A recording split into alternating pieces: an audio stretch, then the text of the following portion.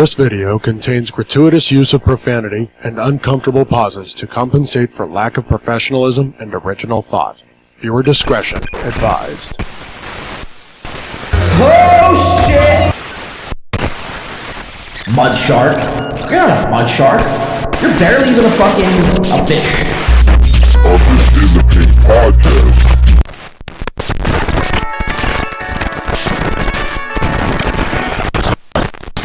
Fuck up.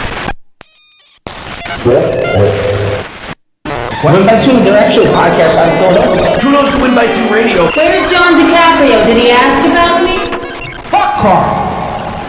He's effectively done in this business. Only the podcast, catching people like Dr. Mingo. So I'm a dumb guy. I'm hoping John DiCaprio is, but... Take your fucking bra off, Barry! Like, let me guess, because he attacked everyone? I'm gonna be yelling at him the whole time tonight.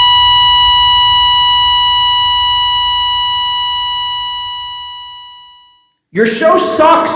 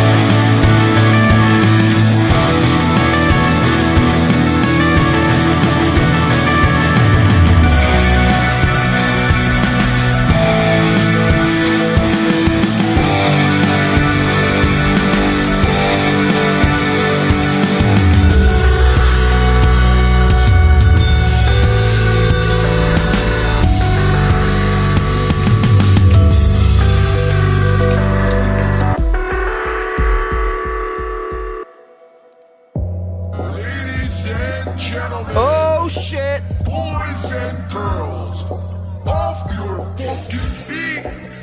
Give it up for your host,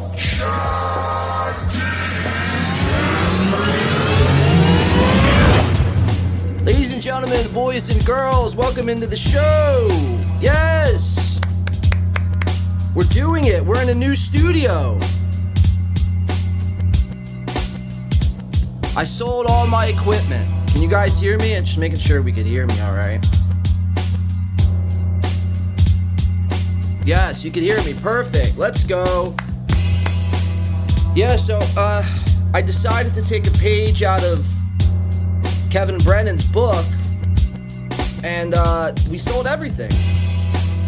We sold it all. You know? So this is what you're gonna, this is what to expect moving forward from Win by 2. Just a dresser, a divider behind me, and a headset mic. I told you guys I was gonna do this, so I felt like, you know, just, I mean, look, I like to keep people on their feet. The studio we just built was only temporary, so hopefully everyone liked it for the 7 episodes that we did. But unfortunately, we had to sell everything, yeah? I realized I was doing everything wrong. I was doing everything wrong, you know, going above and beyond what is expected in the podcast world, so we downsized.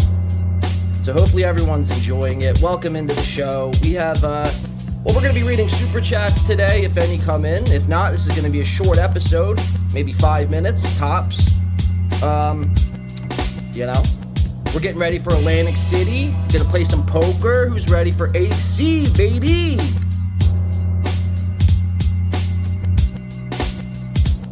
I can't wait. I'm pumped. Who's going to Atlantic City?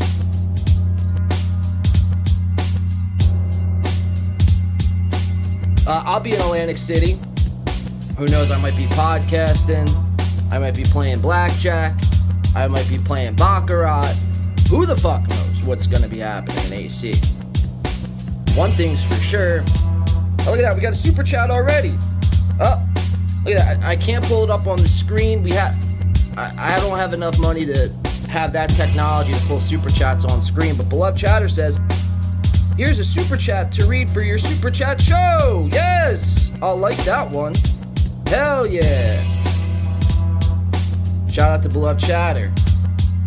I mean, again, if we don't get enough of these super chats in, show's done in about 2 minutes. So we're just kind of stalling time. So I don't even know. I have nothing prepared. We might watch a clip. We might not watch a clip. I don't know. We'll see. We'll see how good you guys are. Now, welcome into the show. I do have some things prepared. I mean, what kind of host would I be? Just showing up and having nothing prepared. Imagine the insanity of that, right? Sweaty Tryhard says, towards a new studio. I mean, that's what we do around here. We just build and build new studio. Like I said, I want to keep people on their feet, keep people on their toes, keep people guessing. You know what I mean? I don't like to ever have the audience get too comfortable where they could start predicting what it is I'm going to do next. So this is, so once you're, once you're settled in with the look that we had, or once you guys were settled in with the look that we had, we'll just change it up. And that's kind of the motto of this show. Just change on the blink of a dime. We can go through studios around here quicker than most, really. I mean, Chad Zumach, I think he's live right now. Hi, Chad. Send Chad the link. Yeah, Chad, I mean, we've covered this, so I'm not going to really get too in-depth into it, but Chad, we've been waiting on a studio for, from Mr. Zumach since July. Well, I mean, he did buy that keyboard, so technically it is a studio, right? So around here, we've built like 19 studios since July, so I just wanted to, I don't know. I just want to pray. Thank you, Sweaty Tryhard. Look at that. I mean, see, look, again, I must have had it all wrong. I must have had it all wrong the entire time. You downsize, you put in the least effort as possible, and the super chats are flowing. $2 at a time, as they say. Jeff Closer coming in. Let's like that one. Again, we don't have the technology to put it up on screen, so I do apologize about that. We will work on that for next show. I'll have to reach out to Adam or whatever his name is for some of Ray's makeup for your red face. Yeah, why is my face so red? Maybe it's that light. We're going to have to sell that light later. I was part of the old studio. I forgot to sell those lights. So yeah, welcome in, guys. Hopefully everyone is enjoying their, what's today? Wednesday, a Win by Wednesday. This was our old time slot before we left to go on break right before Thanksgiving. To build the studio, which we now, I have sold, got rid of everything. Didn't really make much money back, which, I mean, it's whatever, I wasn't really looking to make money off of the studio equipment, but it was just kind of, it was a trial and error thing. I just wanted to see how that look worked out. It wasn't so good. So again, this is welcome into the new show, the new setup. And hopefully all is well. Win by Wednesday. Again, if nothing comes in the next 2 minutes, we're out of here for the day. So it's been a pleasure. And thank you all for just stopping by and saying hello, and the 3 people who've super chatted today. I mean, this is really awesome. I could get used to this. We'll yell, we'll spit some more, and all will be well in the world. Again, Atlantic City this weekend. I'll be there playing some poker. So you can catch me, I don't even know where I'm going to be. Where am I going to be? Borgata? I'll be at Borgata playing poker, so make sure to stop by Atlantic City to catch me playing some cards. All right, yeah, so that's going to do it for us, guys. Thank you so much for tuning in. Chad can't afford AC, people are saying. Bye, people are saying. Misery by 2. Yep. Yeah, so that's going to do it for us. I appreciate everyone stopping in today. It's just a short one. Again, we didn't make that much money, so that's all fine and good. We're going to get out of here. Make sure you guys, thank whoever you got to thank on the way out. This has been a blast. And, yeah, hold on, let me just exit some shit out of here. Now, give us a second. We're gonna switch up. We'll be right back. Don't touch that dial. Make sure I have everything set up here. I don't have any producers. I didn't have enough cash to hire any producers, so bear with me. Oh, that's not it. You guys want to watch some clips? Who wants to watch some clips? You guys ready to watch some clips? Oh, look at that, Jeff. Are you officially a guy? I don't know, Jeff. See, Jeff brings up a good question. And thank you for the $1.99, Jeff. Jeff brings up a great question. So we'll do another 60 seconds. Jeff brings up a great question because, am I a guy yet? Well, according to Zumach, you see, in order for anyone to be a guy in this, well, just in general, just in life in general, you have to ask the one they call Zumach, the Zumachians, as they say. So you have to run that by Chad, and if Chad allows you to be a guy, you could be a guy. So if you were wondering at home today, if you're just sitting at home drinking your coffee and you were wondering, hey, am I a guy? Make sure to hit up Chad and ask him first. And if he says no, you're not a fucking guy. So, yeah, Jeff, I mean, great point, Jeff. Are you official? So, yeah, no, according to Chad, I'm not a guy yet. I don't know what I am. I guess I'm in transition. That's insane.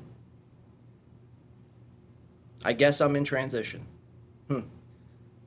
Fuck me, man. Fuck me.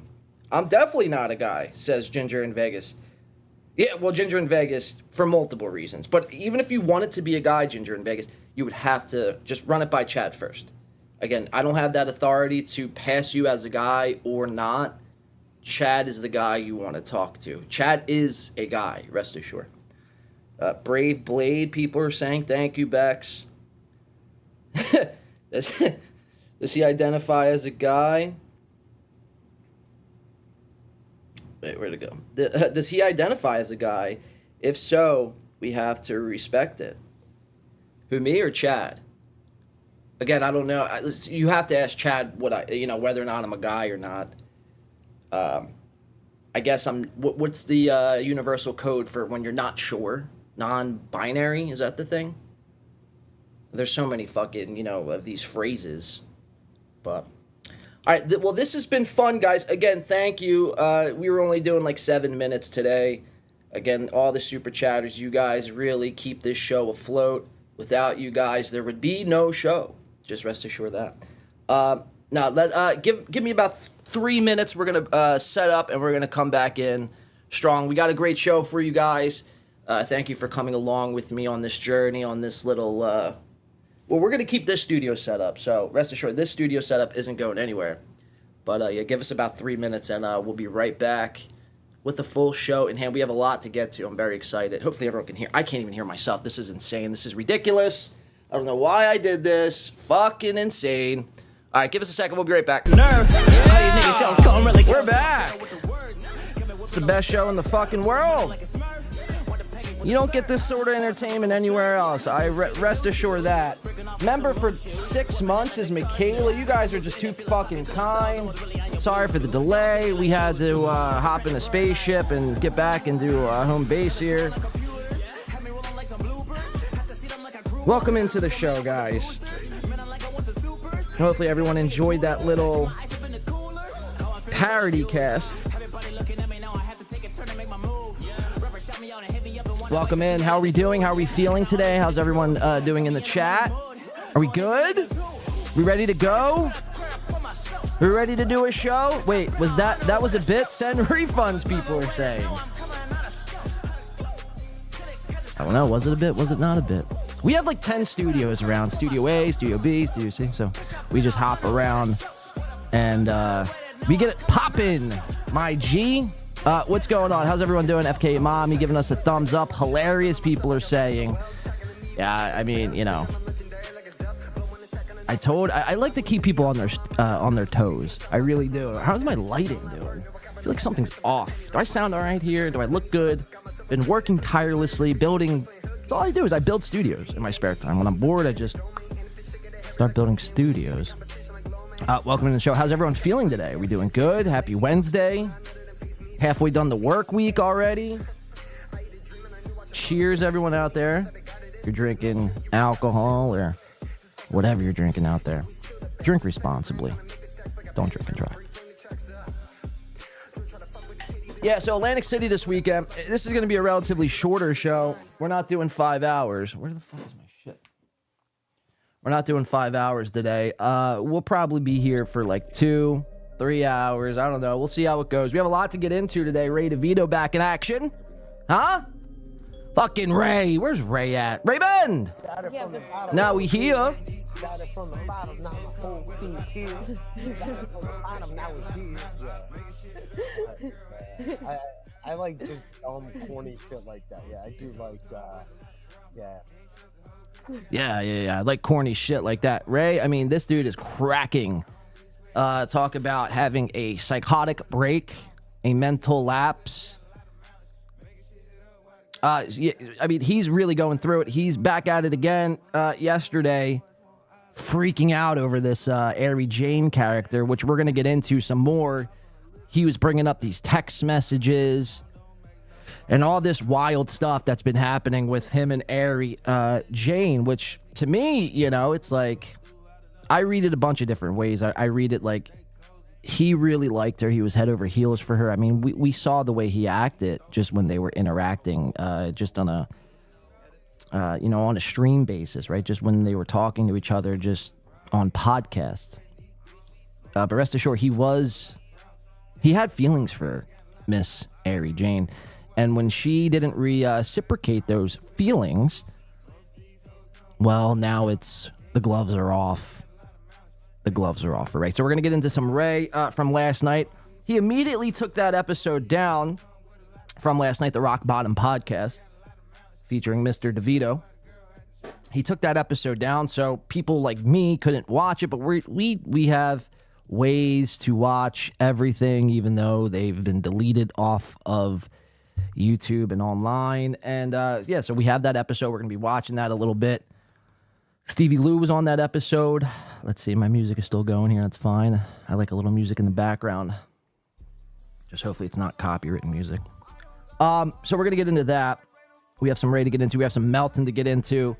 Melton's been bugging out about this Vegas trip. Everyone's saying how much of a disaster it's going to be. And Melton's, holding true to his guns.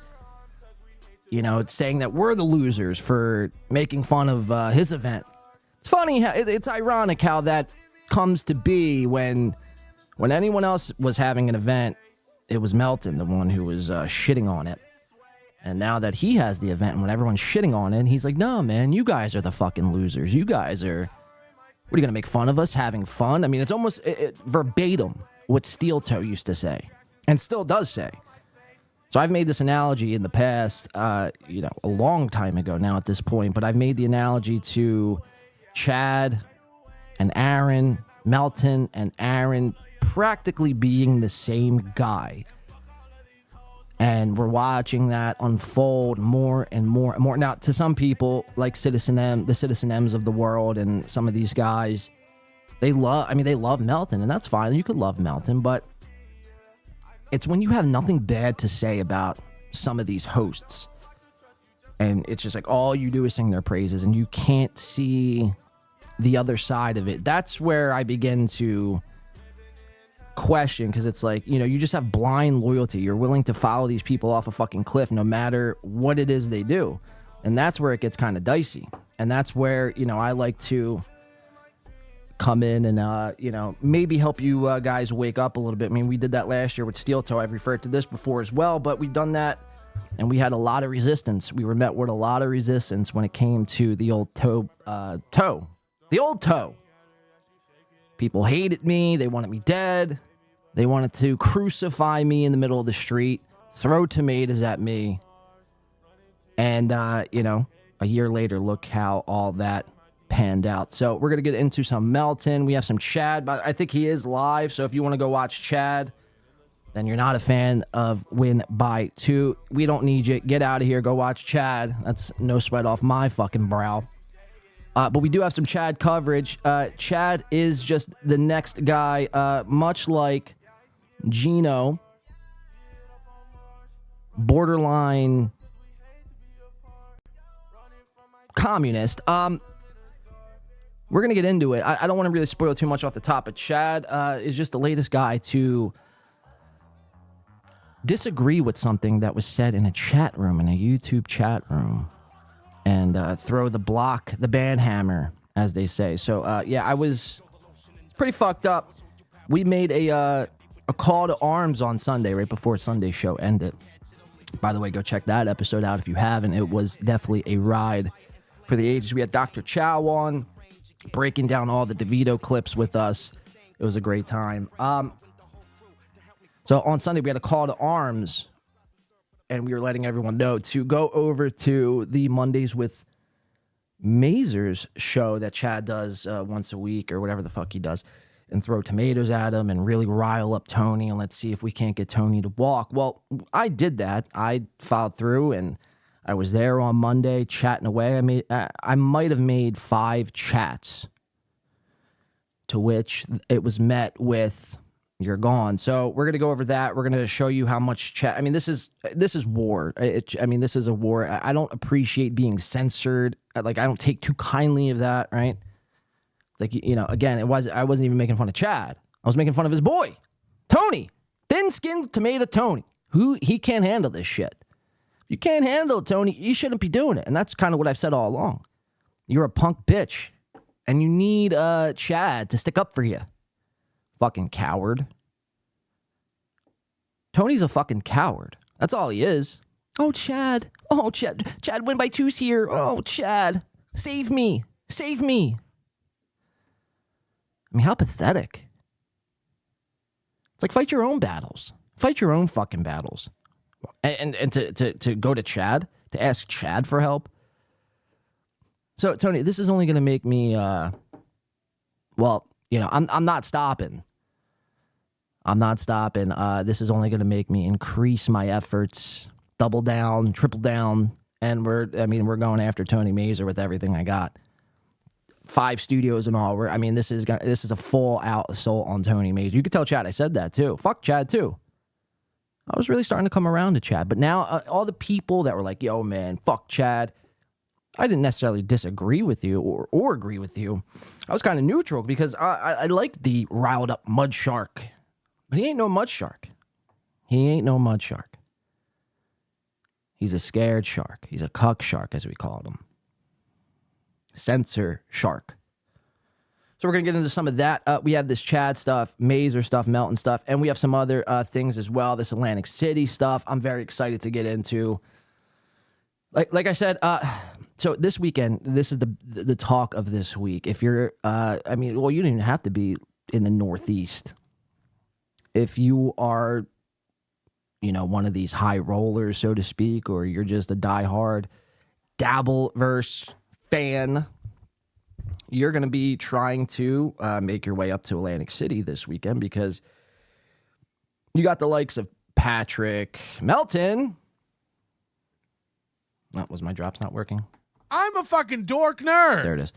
You got the likes of Patrick Melton, Tony Mazer, Gino Bisconti, Keanu Thompson, Chad, obviously, Kevin Brennan, Bob Levy, Stuttering John, the who's who of the dab, right? All these guys are making their way to Atlantic City, and for what, I don't know. There's one comedy event, which we're going to be calling this place, too, in a little bit. We're going to see if we still can't get our tickets to this Tennessee Whiskey Beer Hall that Chad is throwing this event at. And so there's only one event, and all these guys are coming to Atlantic City this weekend.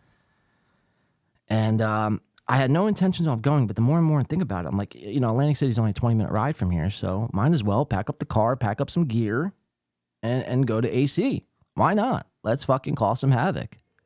Now, look, Melton, we're not going to, approach you. This is not me saying I want to fight you or jump you. Melton, by the way, gave out a secret, which we're going to be getting into later as well. I forgot to touch on this, but he gave away a little secret, which I'm very bummed at, of the future of Win by Two and In the Pain podcast.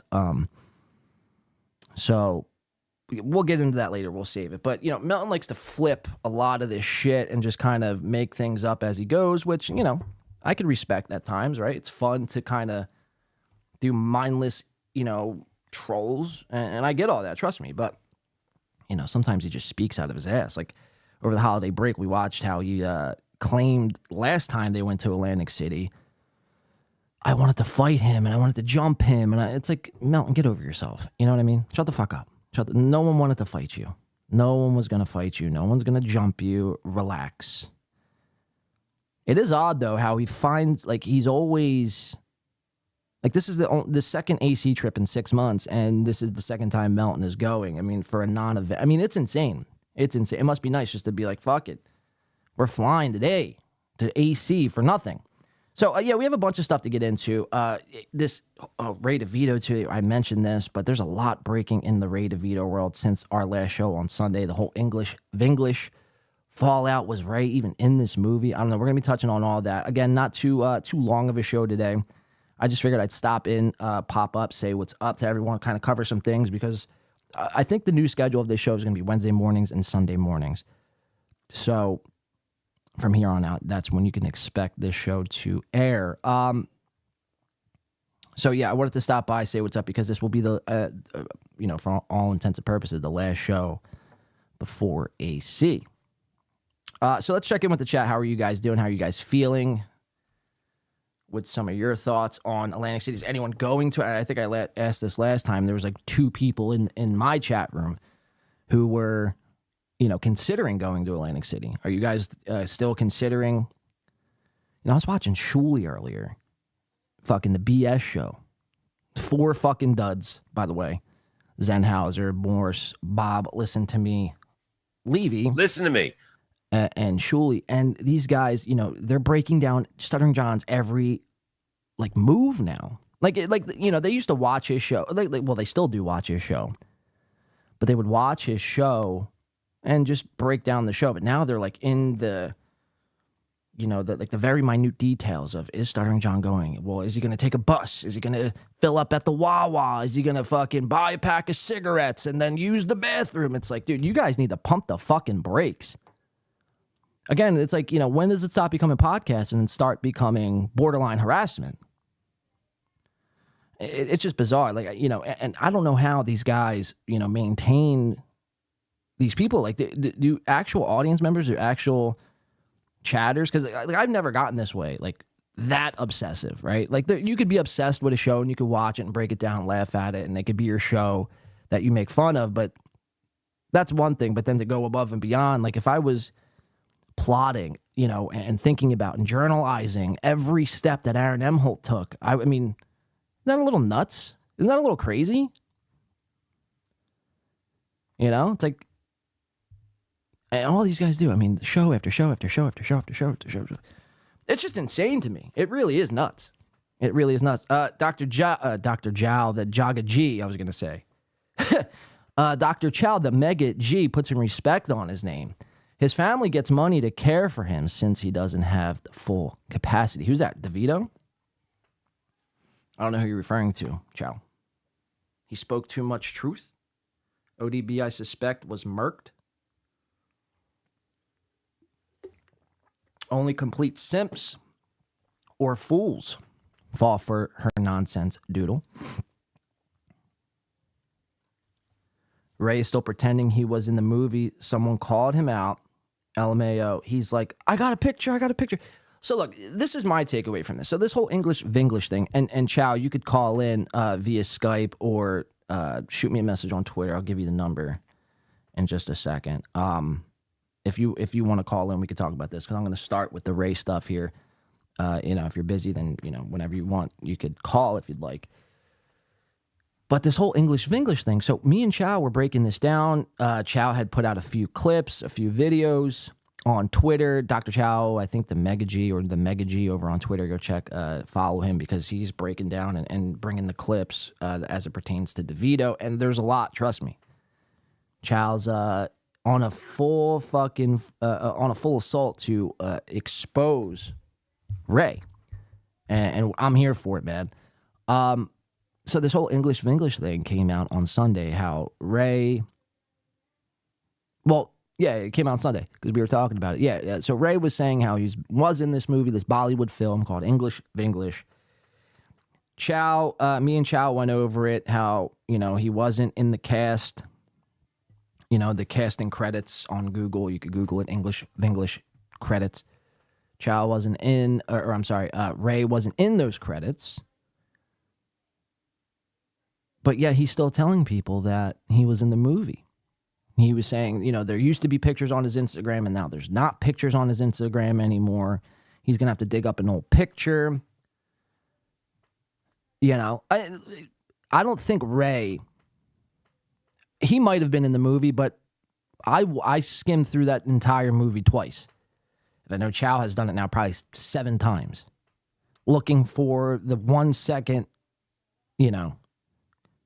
1 second clip of Ray. And it just, I don't think, I know it doesn't exist. He's not in the movie. So he was either cut out or he was never in the movie to begin with. So it's just been interesting. He's doubling down on this take that he was in. And it's like, who cares? I mean, and you already started to watch him backpedal. He's like, oh, well, I'll just have to remove that from my credits anyway. It's not even that important. It's like, you're right. Because you weren't in it to begin with. And if you were cut out. So to put yourself as a credit, I mean, it's just practically a bold-faced lie. So I want to get into this Ray stuff. We're going to do that at the top here on the show. We have some other interesting developments in this Ray, Ary Jane saga, which we're going to get into. Text messages have been brought up. Ary, well, I'll save it. I don't want to give away too much here at the top. Jeff says, how did you watch that movie once? Well, all right, so in all fairness, I didn't sit down and hit play and watch it from start to finish. I mean, there's no way. It's an Indian-based movie. I don't speak Indian. I don't know if you could tell. So I was skimming it like how you could do on YouTube. You could just hit the directional right button and it skims it ahead like 5 or 10 seconds. So that's pretty much what I was doing. For me to watch that movie, I'd have to have nothing else going on, I sent that to Jeff, by the way. I was like, here, Jeff, check this movie out. You tell me if you could find Ray. I think he got 10 minutes into it and he tapped. He's like, I can't, man. I can't. This is, horrendous is an understatement. I know it's so good, you got to see it 3 times, closer. Ginger in Vegas says, extra work isn't credited. I mean, you guys could, look, you can go on Google right now, IMDb right now, English Vinglish, the movie. And there's no Ray Devito. I mean, they credit, like, the baristas working in these coffee shops that aren't even, like, you know what I mean? They're in there for, like, a split second. The camera just does, like, a room pan. And they get a credit. And it's like Ray had apparently a line in that movie. And there's no credit. I mean, that, to me, is something isn't adding up. Something smells fishy. Now, he says he has pictures of him working on this movie. But he also said at the same time that this movie was, like, kind of just like freelance shot. I don't even know if that's the right term, freelance, but it was just kind of shot. Like they didn't get any permission. They didn't get approved to shoot this in any location. They were just kind of shooting in random Starbucks and on the streets of New York City. So what would stop Ray from just kind of taking a picture of someone filming anything, him taking a picture with that person and saying, look, see, I am in English Vinglish. We're going to need to like talk to the director or the screenwriter or somebody to verify. You can't just show us this random picture and expect us to be like, oh, yeah. Now, granted, there will be some people who are like, they'll buy that shit. But again, it's like, come on, Ray. I mean, just admit it, dude. Admit it. Then he says he didn't even watch the movie. Imagine doing a movie. Imagine being in a movie and not even watching your performance. Even though it might have been a 1 second line, I'd still watch that shit and make sure that I was actually in the movie before I started telling everybody that I was in the movie. So it's interesting. Ray was talking about that last night. We're going to get into it. Chris Max says, I'd like to see Ary Jane and Joey C tried to do a show together. Wow, I thought you were going to go somewhere else with that. I thought you were going to say, like, see Ary Jane and Joey C try to have, like, a child. That would have been pretty fucking nuts. But it wouldn't be shocking, this world that we exist in. Nothing shocks me anymore. It's stolen Hindu valor, says Chow. Yeah, you're not wrong. Dr. Chow says he knows he's not in it. Stephen M says, if I was in Rocky Dennis, I wouldn't watch my own. Well, that's okay. You got me there. You got me there. You know how hard it is to chat on 2 accounts at once? What other account are you chatting in? It's funny. I was watching Chow last night as, what was your account? Simply Good. The stolen, by the way, the stolen account Dr. Chow stole from Ary Jane. I was watching him chat away, really dish it out to Ray, and Ray wanted no parts. But Ray was on a rampage last night, but again, Ray has gone full MLC. Like, he doesn't read free chats anymore. You know, it's funny. He tries to play it up a little bit because Brendan was there. Like, he's trying to be Brendan. It's kind of weird. Like, that's his persona he's trying to take on. But simultaneously, he's having a psychotic episode. Like, that's what we're watching. A guy who doesn't really have an identity. He's trying to, like, he's trying to just go along to get along, essentially, and trying to find his identity at the age of 50, which is remarkable. You know? So, Ray, do something else, dude. It's time to do something else. Stephen M says, sorry for my... No, that wasn't a shitty comment, Stephen. That was a great comic. Or a comment. Not comic. Comics stink. So does Jake have the green light to try to hit AJ? Well, that's the question we all want to know. Think Jake and Ary Jane can make a great couple. Joey C and Ary Jane would make a great couple. I mean, if she was crazy enough to be semi-interested in Ray and talk to Ray, I mean, what's to stop any of these, these other guys from a shot? Ginger in Vegas says AJ was leading Ray on. So this is like the whole debate, right? Was AJ being... Was she playing Ray, or was Ray, did Ray really want, to go all the way with her? I think it was a little bit of both, but I don't know. I think it was a bit of both. I'm trying to remember all the times. I mean, it's you can't even watch some of these episodes on Rock Bottom Podcast featuring Ary Jane just because Ray has been deleting these episodes. So it's hard to tell. I mean, you could watch some of like the MLC shows and stuff like that. And one of Ray's things he would say, he's been saying time and time again, is that, she wanted in this world and, she's she's getting what she deserves essentially by me shitting on her. Not me, Ray, I'm saying. But it's like, Ray, didn't you bring her into this?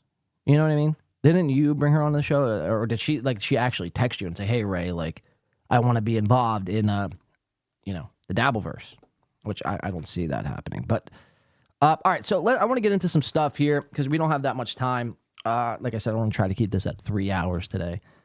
I have some things to do. I got packing to do. I got to pack up the other studio I have here and take that along with me to my AC journey. I have seen the pics of Ray in costume on the set. Doesn't mean he's in the movie. Exactly. So that's kind of what we're going to be going over today. All right, so welcome in. Let's get into some stuff here. Let's take that off. All right, cool. All right, where did I want to start? Yeah, so we'll just kind of start with Ray here. So this was the whole Ary Jane. And look, her Twitter right now is on lockdown. Like, it's like almost essentially private, I believe. And that's why she has this lock button next to it. This whole yeah, it's like a lock button essentially. What would you call that? Whatever, it's irrelevant. But essentially, she tweeted something, and she didn't tag Ray, right? So we're going to watch Ray say that he was tagged in this. Now, he was tagged in this by Mr. Turbs McGurk. And Mr. Turbs McGurk say, Ray beware, Dabbleverse, 8.5. P.S. with Ary Jane drops a cryptic tweet hinting that Ray Devito might face trouble if he ventures into her old stomping grounds. What's the story at PS with Ary Jane? Can you spill the beans? Oh, there's Dr. Chow right there. Ray right there saying, yes, I'll be fine. But essentially, it wasn't Ary who tagged Ray. It was Mr. Terps McGurk. And Ray's also going to say in this clip we're about to watch here that this was a threatening tweet.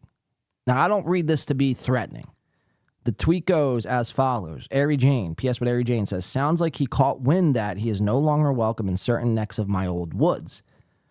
Okay, I could see where maybe you could look at that as a threat, but I'm pretty sure she's just saying, like, I've talked to people, they don't want nothing to do with them in Akron, Ohio, and, he's not welcome in certain places. I guess maybe borderline threat, sure. But a threat is like, next time he is at, this place, he's going to get the shit kicked out of him.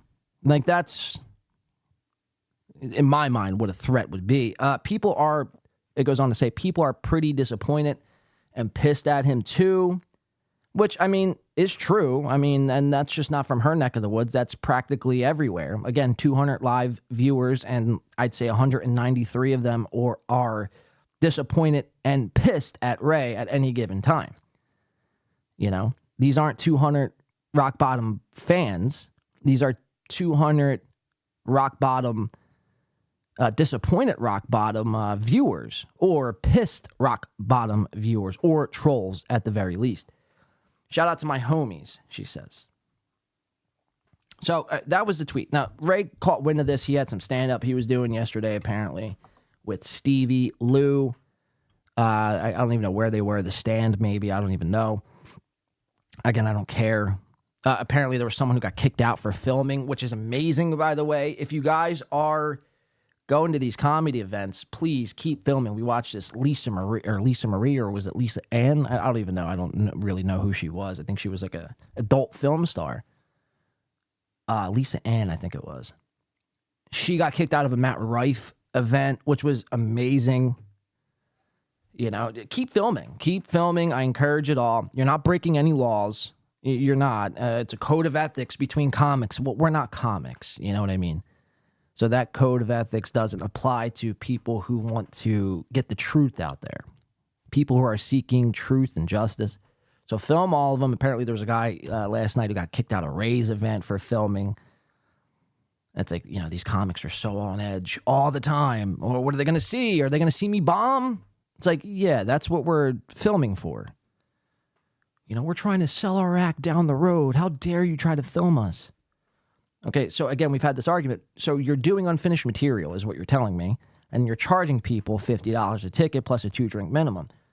So somewhere, there's a disconnect somewhere. So there's a scam going on somewhere, or something. Something is happening, but very interesting stuff. So that was the tweet, like I mentioned, with Ary Jane, who... Again, this is what set off Ray. This is what we're going to watch now. Now, again, Ray took this episode off of his YouTube, and I don't think he's yet to put it on Patreon. I could double check just to make sure, and it doesn't look like he's put it on Patreon. Yeah. So, this episode I think can only be viewed here. Now, I am running the risk because Ray has gone. He's gone copyright crazy as of late. Anything that he finds to be intellectual property, he'll copyright. But again, this is fair use, Ray. This is transformative. We're speaking on the matter at hand.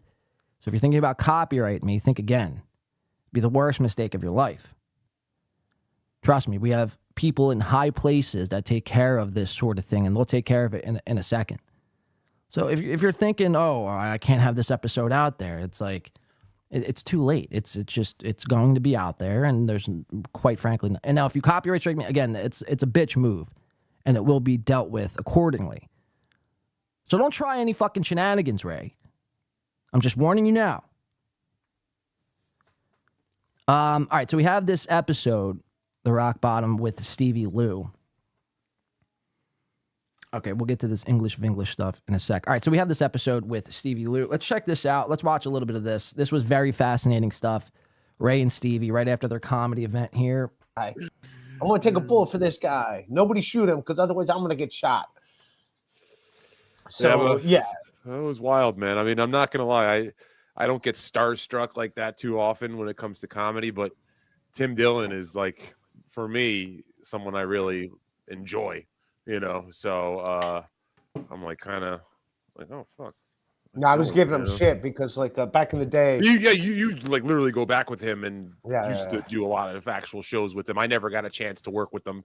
So like even when he was a nobody, because let's be honest. So I started recording this probably I want to say maybe 10 minutes, 15 minutes or so into the show.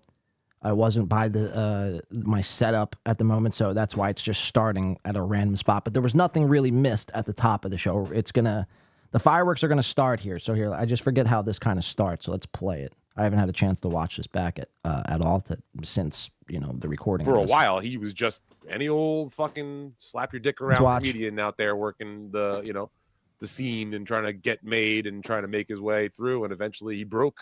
And look at him now. No, he's always was hilarious. Like he was the 8 o'clock show at the Creek. Yeah, but that's the thing. Like just being hilarious doesn't guarantee your success in this business. He was. Tell me about it. I'm fucking hilarious. Yeah, me too. Buddy. Jesus Christ, the shit I fucking put up with. I'm fucking hilarious. And so just sitting there, minding my own business, having a good show, talking to fucking. By the way, Gaffigan slimmed down. Real quick, Brittany G says, "Good mom?" Question mark. Okay, sometimes. Okay, someone's sub to her daughter's OnlyFans. Are you saying Ary was subscribed to her daughter's OnlyFans? I'm not sure really what that was in reference. I know Ary's daughter has or had an OnlyFans.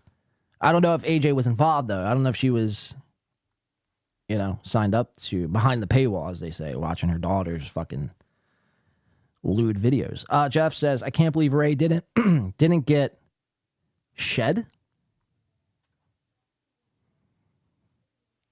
I'm probably missing that. All right, let's keep watching this. So I forget how. So yeah, we got Stevie Lou here.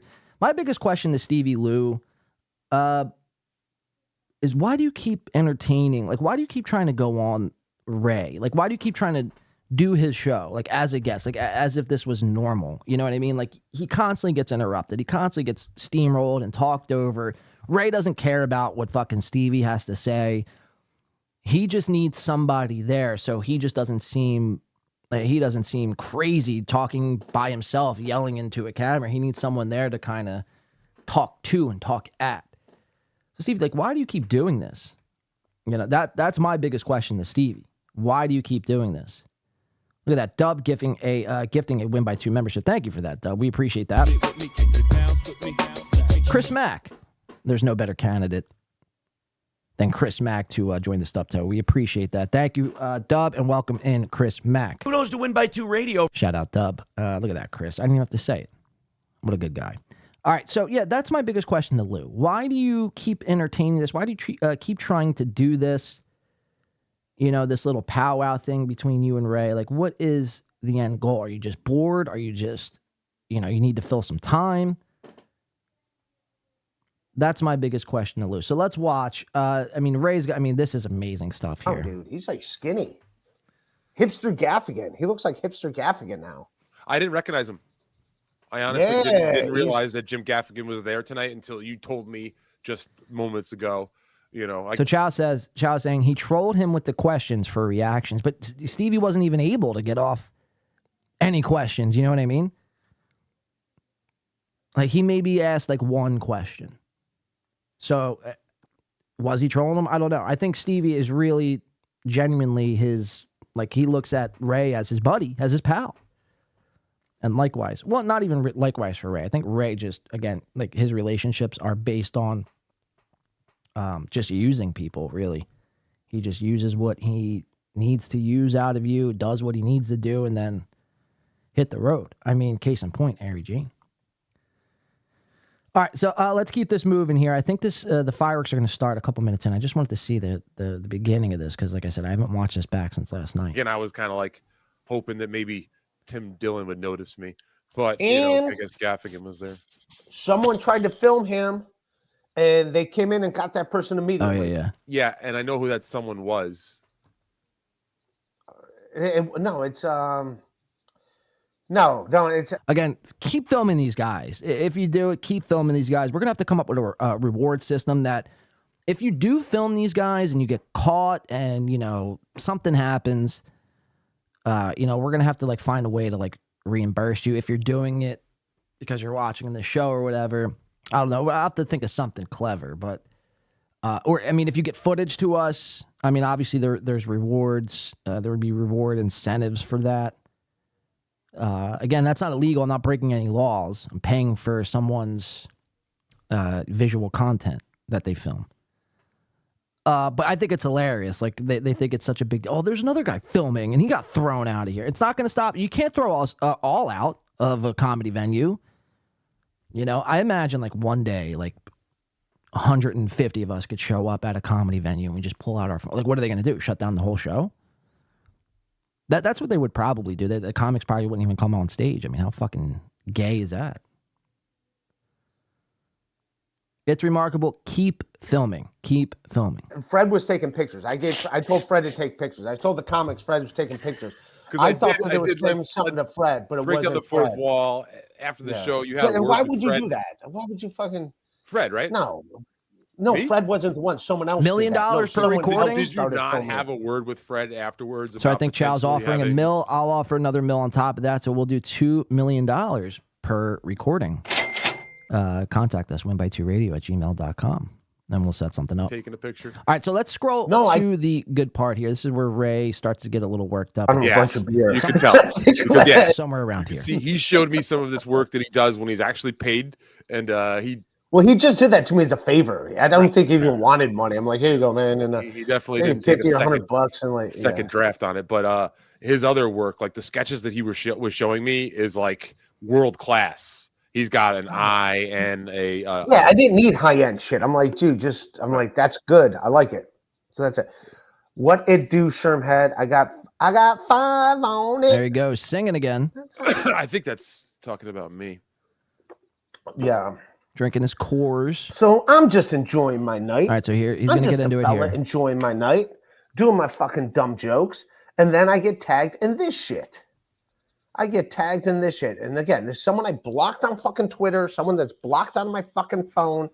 I get this. Again, like last week when I was doing a podcast. Now, I have to preface this by saying that, yes, he was tagged in this, but Ary wasn't the one tagging him. So this is his response to Turbs, essentially. Turbs McGurk, the guy who retweeted the tweet. This wasn't directly referring, he was talking to Ary, but he's not, you know what I mean? She didn't tag him and say, Ray, like, what the fuck? You're not welcomed here. What's your response? So this is him going out of his way to cause a scene. Didn't want to mention this person. I just wanted to talk about fucking Joey C not being dead, and then someone's trashing me. Now I have to respond. So then I see this. No, so I heard really. Okay, sorry. Let's. So there's the tweet. This is where it gets good. So apparently Ary sounds like he caught wind that he is no longer welcome in certain necks of my old woods. Again, people are pretty disappointed and pissed at him too. Not that big of a deal. Shout out to my homies. First of all, no one has ever told me I'm not welcome somewhere. And by the way, what is her old woods? What is her old woods? Yeah, that, like, I'm not gonna lie, and what the fuck? And by the way, so like just her old stomping grounds, right? People refer that my neck of the woods. I've never heard people say my old woods. In certain necks, okay. So I see how she worded this. He is no longer welcome in certain necks of my old woods.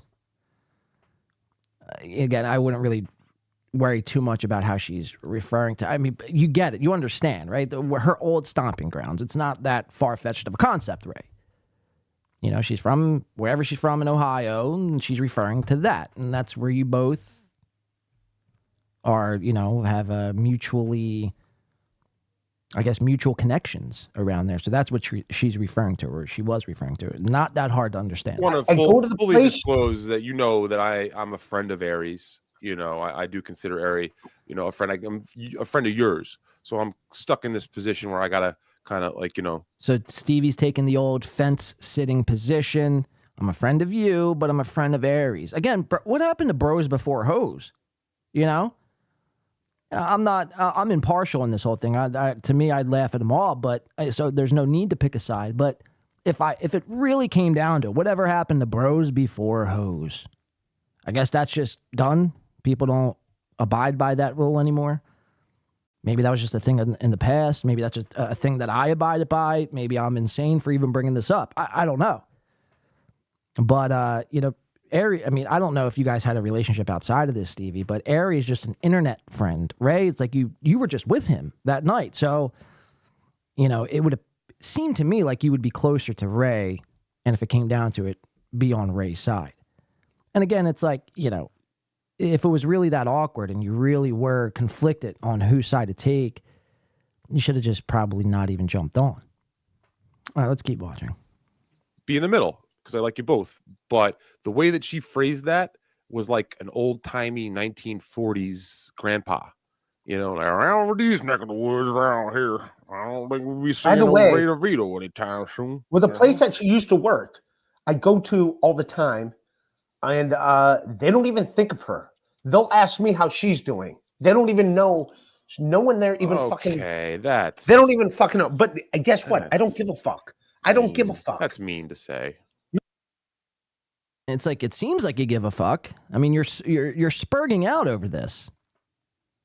It's a complete meltdown over here. Meltdown Ray. No, they don't even fucking. They're like, oh yeah, they're like, hey, if anything, they'll ask me about her. And just same thing with Chad Zumach. I do not bring up the negative shit about her. I'm just like, oh, she's in Michigan. And he's always, like, every episode now, he has to bring up Chad.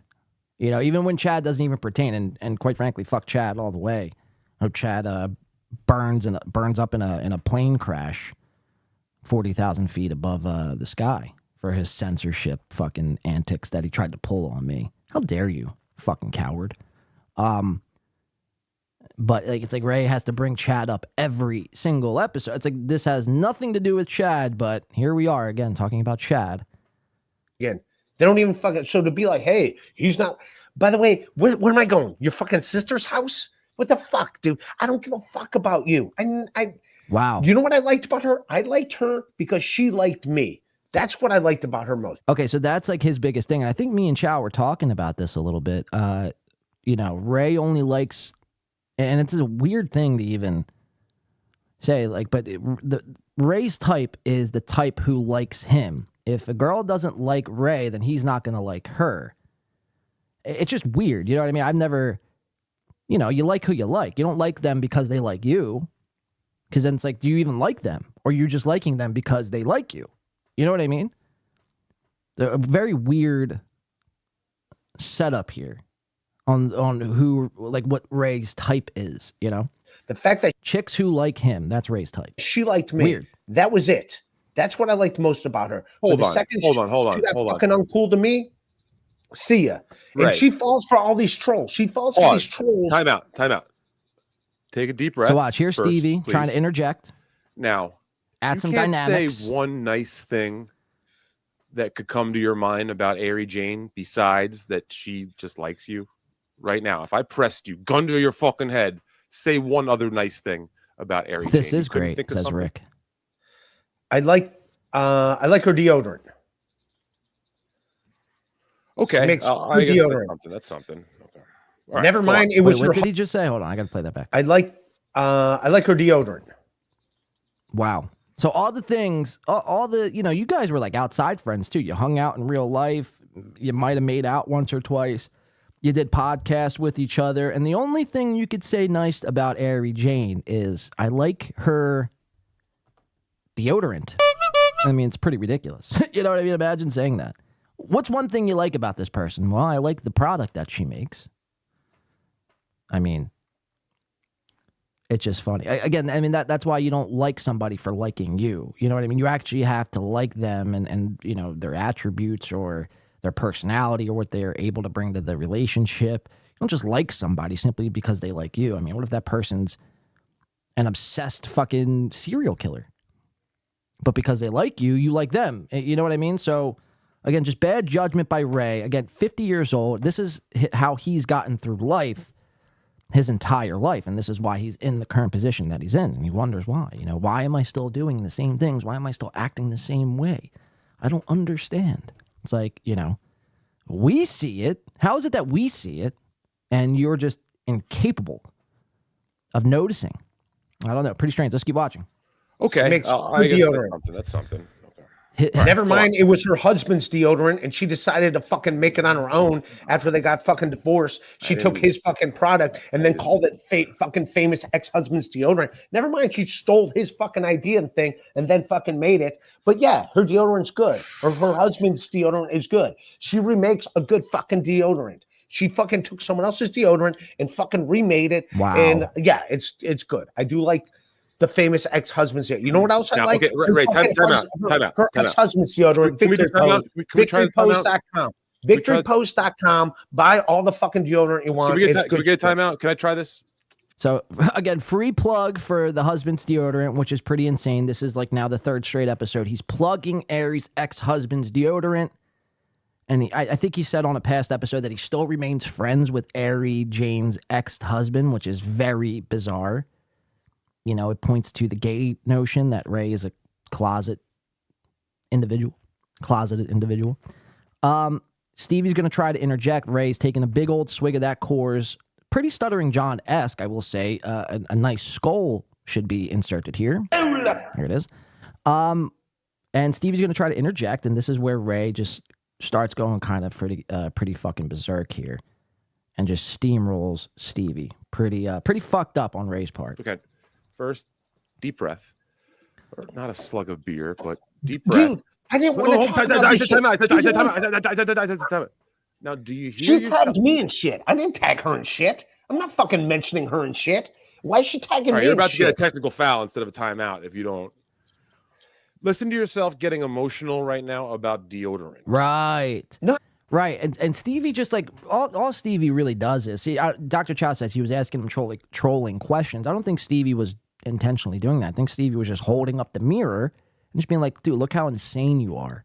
You know what I mean? But Ray can't take any fucking accountability ever. It's always someone else's fault. He always has to take control of whatever situation it is and drive the narrative into his favor.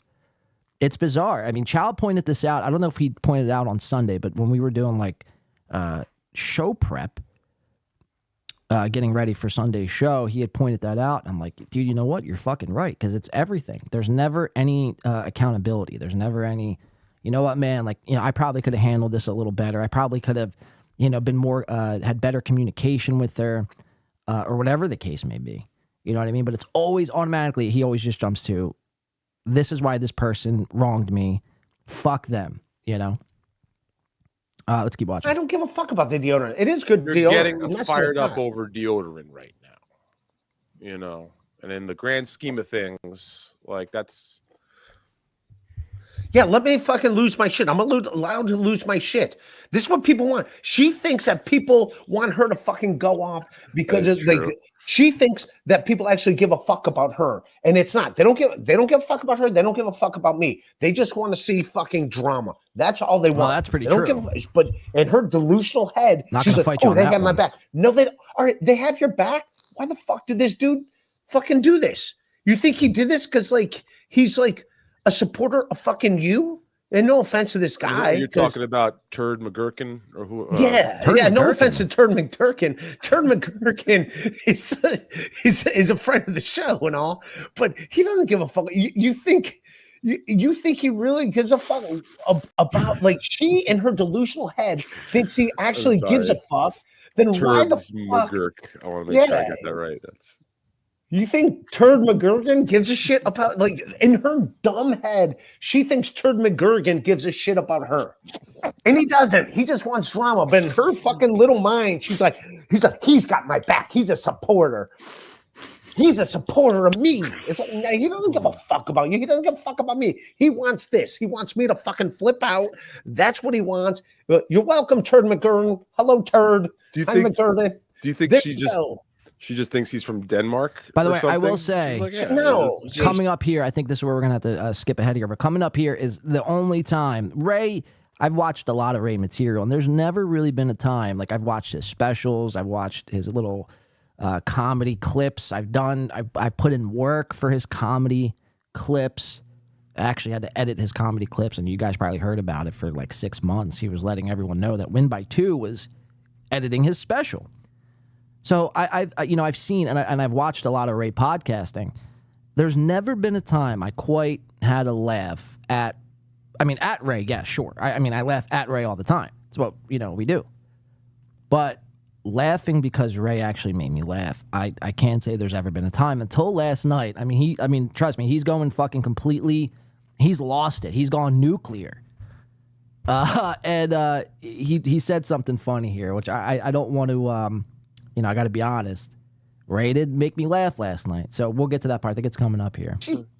And she's like, yeah, she thinks that's a friend of hers. Same thing. And then also this. So, which, by the way, if this happens, All right, listen to I don't this. even give a fuck. But I was with Carlos Danger, and someone sent me a text message. Yeah. Which Carlos Danger. So someone's like, Ary Jane is going to release every text message you ever sent wasn't this her far. in the past 4 years. Yeah. And part of me is like, first of all, if I send someone a text message, I assume that's between you and me. Okay, so we got to listen to that one more time. All right, that's not why I laughed at or had to laugh at Ray last night. I'm laughing now in the moment. This is hilarious. By the way, I don't think I mentioned it. Peter Sky Parker, if you're still here, shout out to Peter Sky Parker. Said here's money for your studio. So I didn't see that at the top of the show. So we appreciate that, Peter Sky Parker. But all right, so Ray says he has these text messages from when he was with Carlos Danger over the weekend. That Ary's going to be releasing text messages from the past 4 years. Listen to this back because we have those text messages here right now. We're going to be revealing on the show. To release every text message you ever sent her in the past 4 years. And part of me is like, first of all, if I send someone a text message, I assume that's between you and me. I mean, I'm never going to fucking, but if you do that, you're a psychopath. Well, You're a okay. psychopath. Hold off. You are a Let's not go fucking that far. psychopath. Right. So let's just say this.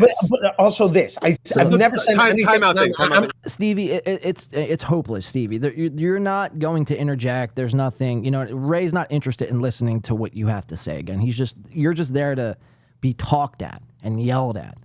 But we have these alleged text messages from this show. Ray couldn't even get custody of the dresser, says Doodle.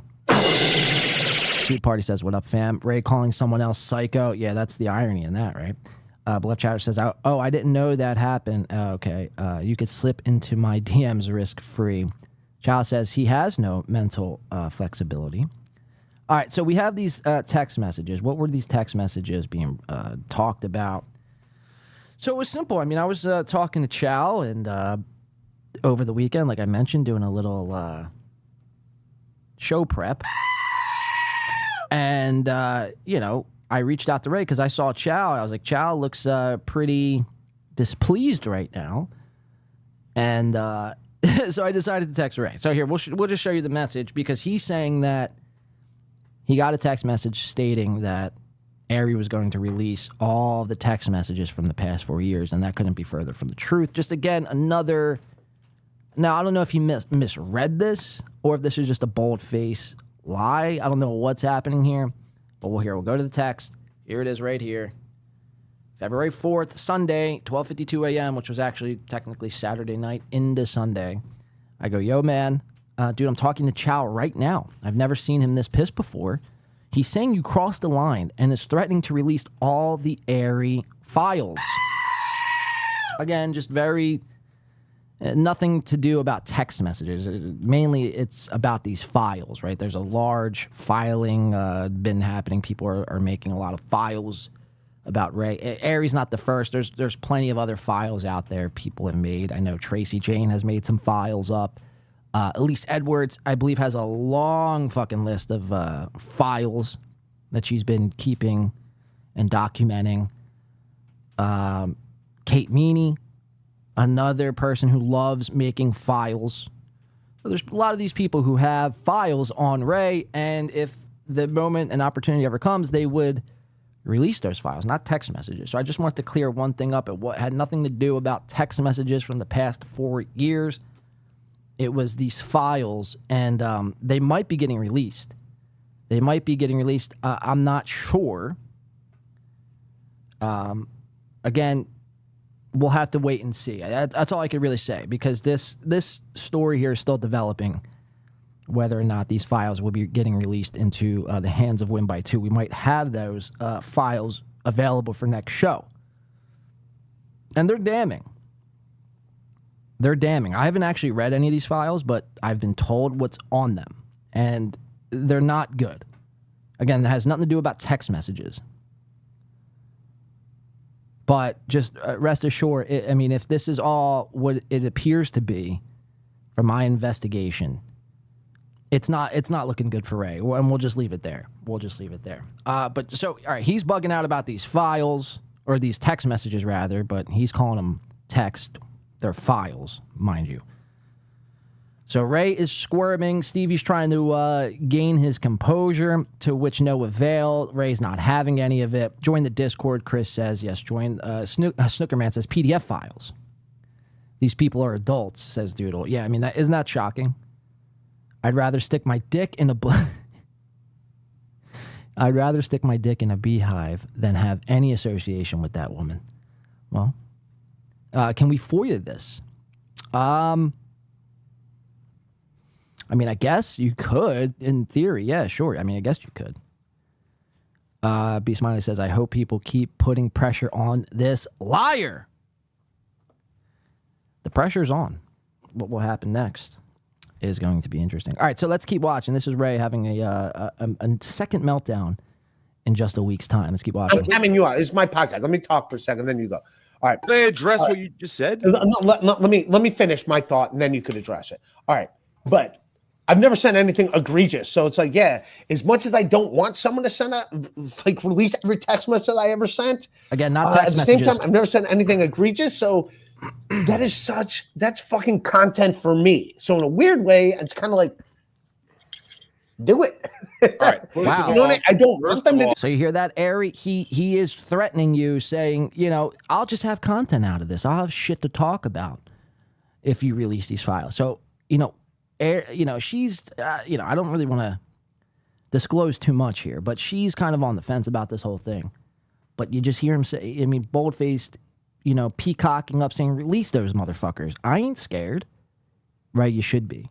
You should be, Ray. Trust me, I've only heard what's on the other side of this, and it's not good. It doesn't look good for you, Ray. Trust me. Just trust me on this one. All right?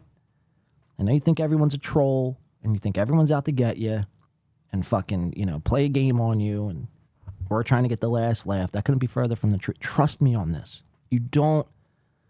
If these files do drop,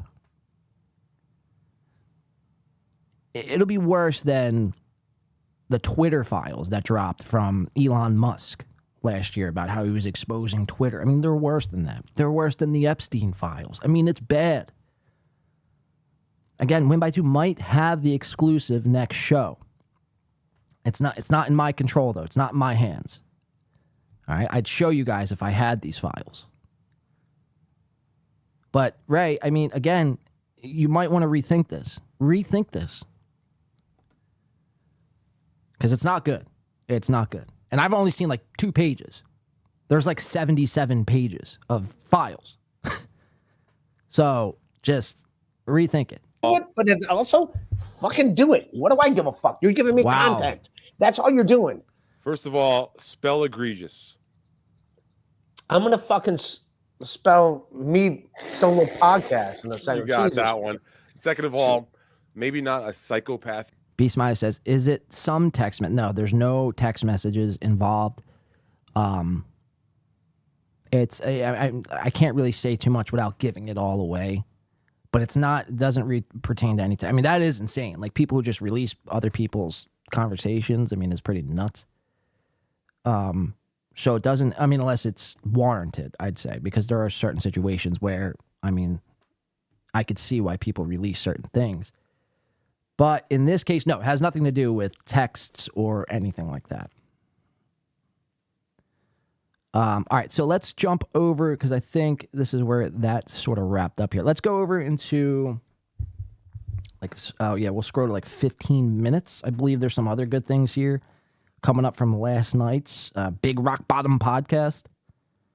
And Ray cracking as he drinks another beer. And there's nothing wrong with drinking on shows, but, Ray's on so many substances. I mean, it can't be good for someone's health, after a while.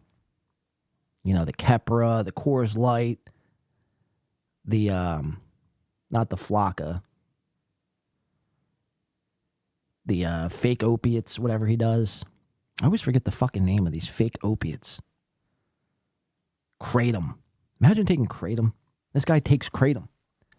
Smoking weed, the drinking, the anti-seizure meds, the Kratom. I mean, he's on cloud nine every fucking day. He makes Stevie Lou look sober in comparison. Imagine that. It was a few people, and I kind of realized that, hey, some communities aren't for everyone. And if I'm going to be on the guy side of things, going on shows like this and MLC, it's probably best if I'm not in that more fan side of things, because it's all fans over there in Discord enjoying themselves, having a good time, fucking talking shit about me, you, everybody, and I can't take that from them. I don't want to take that from them. I think that's their right, and it kind of makes it more fun. By the way, I'm fine with anyone talking shit about me. I am fine with if you want to talk shit about, go ahead. I'm gonna ignore that. I don't give a damn. Much like you're ignoring Stevie this entire conversation, forcing him to smoke. I mean, more than he usually smokes. And whatever. I had this one guy he. But you're gonna put up this type of shit and fucking threaten me? All right, it's the content or the It's and you're gonna fucking so he's talking about that tweet again, which again wasn't really all that threatening. Threaten me. Or it's the Guess repetition. what, motherfucker? Yeah. This isn't cool. Okay, yeah, you're going back to this, but what I was trying to say was it was the repetition. It was the repetition. You want to say for me. shit, but now you're telling me where I can go and not go? Get the fuck out of here. There was one dude who, if you looked over a 2-week period, he mentioned me 80 something times. You know what I mean? So after a while, it's dude, you're spending your whole day. If only your wife paid that much attention. I know. If only then you wouldn't be in so much fucking hot water. And also, like I said, that lady was my friend and whatever, and I was attracted to her, and what I was attracted to her was the fact that she liked me, and that made me attracted to her. So that was his number one thing. Why? So if you were to ask Ray, hey Ray, why are you attracted to Ary Jane? His answer wouldn't be because of her personality, because of her looks, because of what she does, who she is as a human being. It was because she liked him. That's it. That's as simple as that. I mean, Ray, is a man of simplicity. And this kind of just furthers that point. Why are you into, what makes you into women? If they like me, that's his answer. That's it. I've never even heard that before. I didn't even know that could be a thing. Obviously you want someone to like you, but that's usually the 10th thing you're looking for in any relationship. They have to have other, qualities about themselves that you find, funny or entertaining or so on and so forth. This isn't the dating show here, but it's just it's fascinating because Chow pointed this out, like I said, over the weekend. And since he said this, we're hearing Ray say it more and more, and I can't ignore it. It's just holy shit, bro. You are very, I think Leonard Skinner wrote a song about this, a simple fucking man. All right, let's keep watching because what's he talk about here? Stevie's trying to help and he steamrolls him. We kind of just watched that. Ray says Ary should be thrilled. Okay. Yeah, there's some good stuff here. So I'll just let a couple more minutes play of this and let's go. But the second, I was done with that. And also, she's a lot older than I usually go for, by the way. Oh. And she could. So Ginger in Las Vegas, or in Vegas, says Ray is on something that is making him rage. Well, he's on the alcohol, he's on the THC, he's on the fucking kratom, he's on the anti-seizure meds, and that's just what we know about. Imagine all the things he's taking and doing and ingesting that we don't know about, No, I was going to say steroids, but Ray isn't on steroids. I mean, maybe he could be. Ray would be the type of guy who takes steroids and just doesn't like actually physically lift. Like he takes steroids and just does cardio. Completely, using that for the complete opposite reason of what it's intended for. So, yeah, I mean, could he be on something else that we're not aware of? Sure. But I think it's the combination of all these substances and some other things, too, like suppressed feelings. We talked about suppressed feelings and emotions we talked about on the last show. What's causing Ray to have a mental breakdown, essentially. I mean, that's what we're watching. We're watching. We have to remind ourselves. The last week, we've watched a 50-year-old man, come to his breaking point. Ray, this is uncharacteristic of Ray. Like, since we've started watching him, you've never really seen Ray get all of that worked up. He loves everyone, right? He's my buddy. He's my pal. Mr. Rapey, Mr. Ray, right? That's kind of the guy who Ray wants to be personified as and what he wants people to view him as. But over this last week, this Ary Jane thing has really gotten under his skin, so much so where it's every fucking show now, and he's getting wasted, completely bombed to cope with this. And it's amazing. We're watching a mental breakdown happen in real time. And like I said, I'm here for it. Pull up a front row seat. Grab your popcorn. I mean, this is what it's all about. People at their breaking points. All right, so let's keep watching this. There's some good stuff in here. And also get out of the fucking sun. It's the fucking leathery skin. It's not that fucking attractive. Tanorexia. You don't have any mandolins laying around, do you? Yeah. She can get out of the fucking sun for a while. All right. No, that's for the next guy that's got to deal with the fucking leathery. I think she's got a beautiful complexion, to be honest. And she does a lot of like. Yeah, I don't give a fuck, dude. She's fucking threatening me right now. She's fucking threatening me. It's like, get the fuck out of here. Okay, Ray. Let's turn this around. What do you think? Fuck out of here! I'm fucking done with her. Quit. I don't want to talk about you. I don't want to talk about her. But she's gonna bring me up. I'm gonna bring her fucking up. Okay. I don't want to talk about her, but she's bringing me up, so I gotta bring her up, right? Two wrongs definitely make a right, or something like that. It's just like, don't talk about her. You weren't. You were tagged in a tweet, but it wasn't from her. It was from a guy on Twitter named Turbs McGurk. So you're freaking, for all you know, Ray, that tweet could be completely made the fuck up. I mean, imagine that. I mean, talk about an egg on the face. How do you even know this was the real Ary Jane? So you don't want to talk about her, but here you are talking about her. So it's like, you do want to talk about her. You do. Just admit it. Because you are. I mean, the whole entire show, an hour and a half long, you spent melting down over this. Again, and for all you know, this could be a fake. Imagine if this was a fake tweet. It's very easy to steal an Ary Jane or anyone's profile picture, put it as your own profile pic, and then tweet as if you're them. It's simple. You could do it within 2 seconds. So again, it's just insane. It's insane. The double speak that he goes through. Right. Can we time out? Stay out of the sun. You could stay inside the house a little bit. That's not appropriate. All right. It's better for your fucking skin if you stay in the house. Okay, we get it. So that got me. Last night that got me. Okay, can we take like a little time machine? Can we do a little She experiment? wanted in this world. She's gonna fucking threaten me. Okay, Please, well, just out of here. Follow me, dude. Try to engage. Go back in time. Think before podcasts.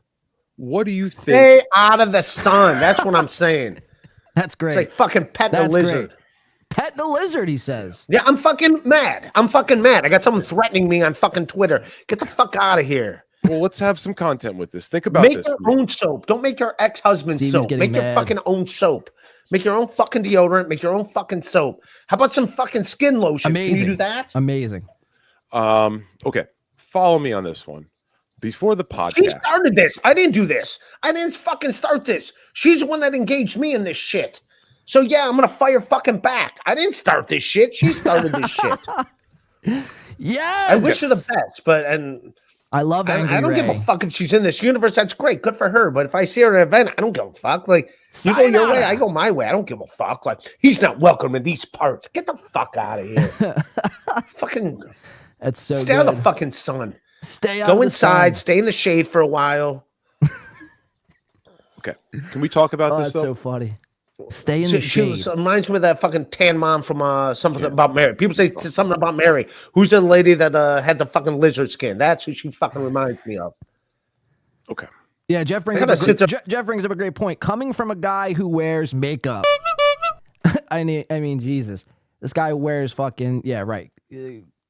Coming from a guy who puts on foundation and cover up and, to make himself look fucking, I guess, prettier or more handsome or to impress the guys, right, Ray? You're into the guys. Again, me and Dr. Chow put this out there on Sunday. We put up like, I think, $2,000, $1,000 a pop. If a female could come forward, a female who's been with Ray in the past and can prove it, we would pay them like $2,000. And we've yet to receive anything. So again, it's just looking more and more like, if it looks like a duck and quacks like a duck, it ain't a fucking, fish. It's a duck. You're probably never been with a woman. Probably swing on the other side of the fence. I mean, that's just probably what it is, But right, yeah. So coming from a guy who wears makeup, Ray's going to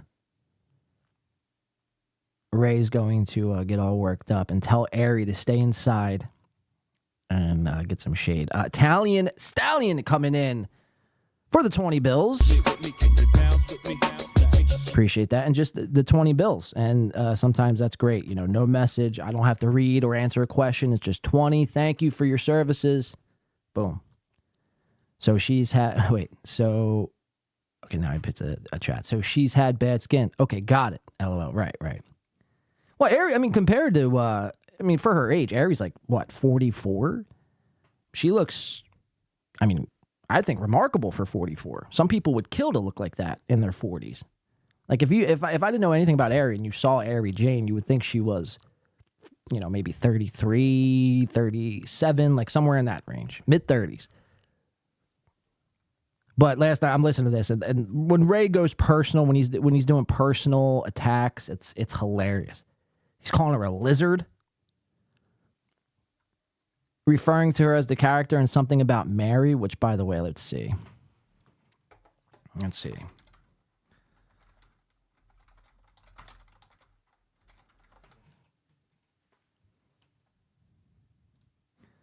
I don't even know who that character would be. Is it this chick here? Oh, come on, Ray. She don't look that bad. This is Ray. This is who Ray is referring to. Oh, Jesus, Ray. No, that's not Ary Jane. Jesus Christ. She ain't that tan, though. She's just, I don't know. This is tan. This is like you spent too much time in a fucking tan booth. You getting those spray tans done. This isn't, that's not what Ary Jane is. Ary Jane is just a decent, she has a decent complexion. You know what I mean? So, I like the reference, but Jesus. I don't think she looks, and you weren't like, where was this when you guys were going to Detroit? You didn't think she looked tan then. You didn't think she looked like a lizard then. You wanted to get in those fucking pants. So you told her what she wanted to hear, and then when she denied you, now it's all hell's breaking loose. I see your game, Ray. She wasn't a bitch when, you guys were talking, but now that she is, I guess turned on you. Now she's a lizard, right? Interesting. Very, very interesting. She works on CNN. Magda on Something About Mary. Oh, Magda on Something About Mary. Okay. That's funny, but is that that's funny. But is that the granny from Something About Mary? I'm not sure. I think it was Magda, I think is the character we were looking for. I 100% have acted like Ray here. When I was 14, says beloved chatter. Right. You like a girl and you could sing their praises, but as soon as they don't like you, now you're calling her a fat slob or whatever. She's a slut or whatever you got to say to make yourself feel better. And that's all he's doing. He's trying to make himself feel better. And he's essentially coping with this Ary Jane fallout here. All right, so let's keep watching here. There's only a couple more minutes left. Let's keep watching. Listen, people fucking shit on me all day. Fuck that. Okay. Can we go back? No, God. Stevie is looking extra rabbi today. All right. I probably do look like the rabbi guitar guy. Shout out to Jason. Right. Before the podcast, right? You guys were friends. Uh-huh. Yeah, she was my friend during the podcast, but then So let's do a thought experiment. Let's do a thought experiment. What do you think? Then these fucking trolls and then she fucking listens to these trolls. I'm like, hey. Again, we established this on Sunday. Dr. Trout isn't a troll. He is, in fact, a truth seeker. So, again, Ray just lying just to lie. And then she believes, she thinks are her friends. Okay. When you were friends before the podcast, what do you think? Let's do a thought experiment, a little game. What do you think attracted Ary to you as a friend before the podcasts became a thing? Can you think of anything? Nice guy. I'm a fucking very nice guy. Okay, real quick before we get into this, Beloved Chatter brings up a good point. Says, if you want to shit on Ray, all you have to do is super chat him. If she super chatted those texts, he'd be okay with it. And that just, it goes to what I was saying about how Ray has gone full Kevin Brennan. He's gone full MLC. He doesn't read free chats anymore from poor people. I mean, imagine, not reading, free chats. I mean, you don't have, your live chat isn't going that bananas. And it's not like you're crushing it in super chats. Tomorrow or today could be your last day people will ever super chat you. I mean, it is slowing up, but it goes to the point where it's like that's all the chats you'll read. And you're cool with when people shit on you in a super chat. So maybe that's how we should do it. Maybe I should get these files, and instead of releasing it on the show, I'll just super chat $1.99 at a time until all these 76 pages are out there in the open. Oh, the guy, that's actually a good point. I was doing this, or I was there, with my pants off and acting bizarre. I mean, just trust me, Ray. They're damning. They're damning. Good point, Beloved Chatter. All right, so let's keep watching. So he's going to tell us about how nice of a guy he is now. I mean, I always love it when someone has to tell you how nice of a guy they are. It's insane. Why would she think you were a nice guy? Because I am a nice guy. What would you do that would make her think that? I don't know. I'm just a nice guy. I'm not addicted to people. So you think she just was assuming that you were a nice guy the whole time? I am a nice guy. She was like a good friend of mine for 4 years. And then Dr. Chow, when these fucking idiots over those 4 years. This is my podcast. This is my podcast. So now he's getting uncomfortable because he's getting pressed. And Stevie's just asking, what would make Ary think that you were a nice guy? I mean, did you hold the door for her? Did you text her when she was least expecting it, not wanting anything, and just checking in on Ary and just seeing how she was doing? You know what I mean? As opposed to just texting him, hey, can you do my podcast? Or, hey, when can you meet up for the Detroit thing? Or whatever the case may be. Did you ever, go out of your way to do something without wanting anything else in return? Anything else, including the act of sex. Because that's ultimately why I think mainly we're watching you melt down here, is because you wanted that. And she, again, didn't reciprocate those same feelings and emotions, to which now you're damning her to hell, essentially. So it's like, what have you done to make it appear that you're... I mean, just by saying you're a nice guy, anyone could say they're a nice guy. Jeffrey Dahmer, I'm sure, said he was a nice guy. Ted Bundy, I'm sure, once or twice was like, I'm a nice guy. Jeffrey Epstein probably said it all the time. I'm a nice guy. You know what I mean? So it's like anyone could say anything.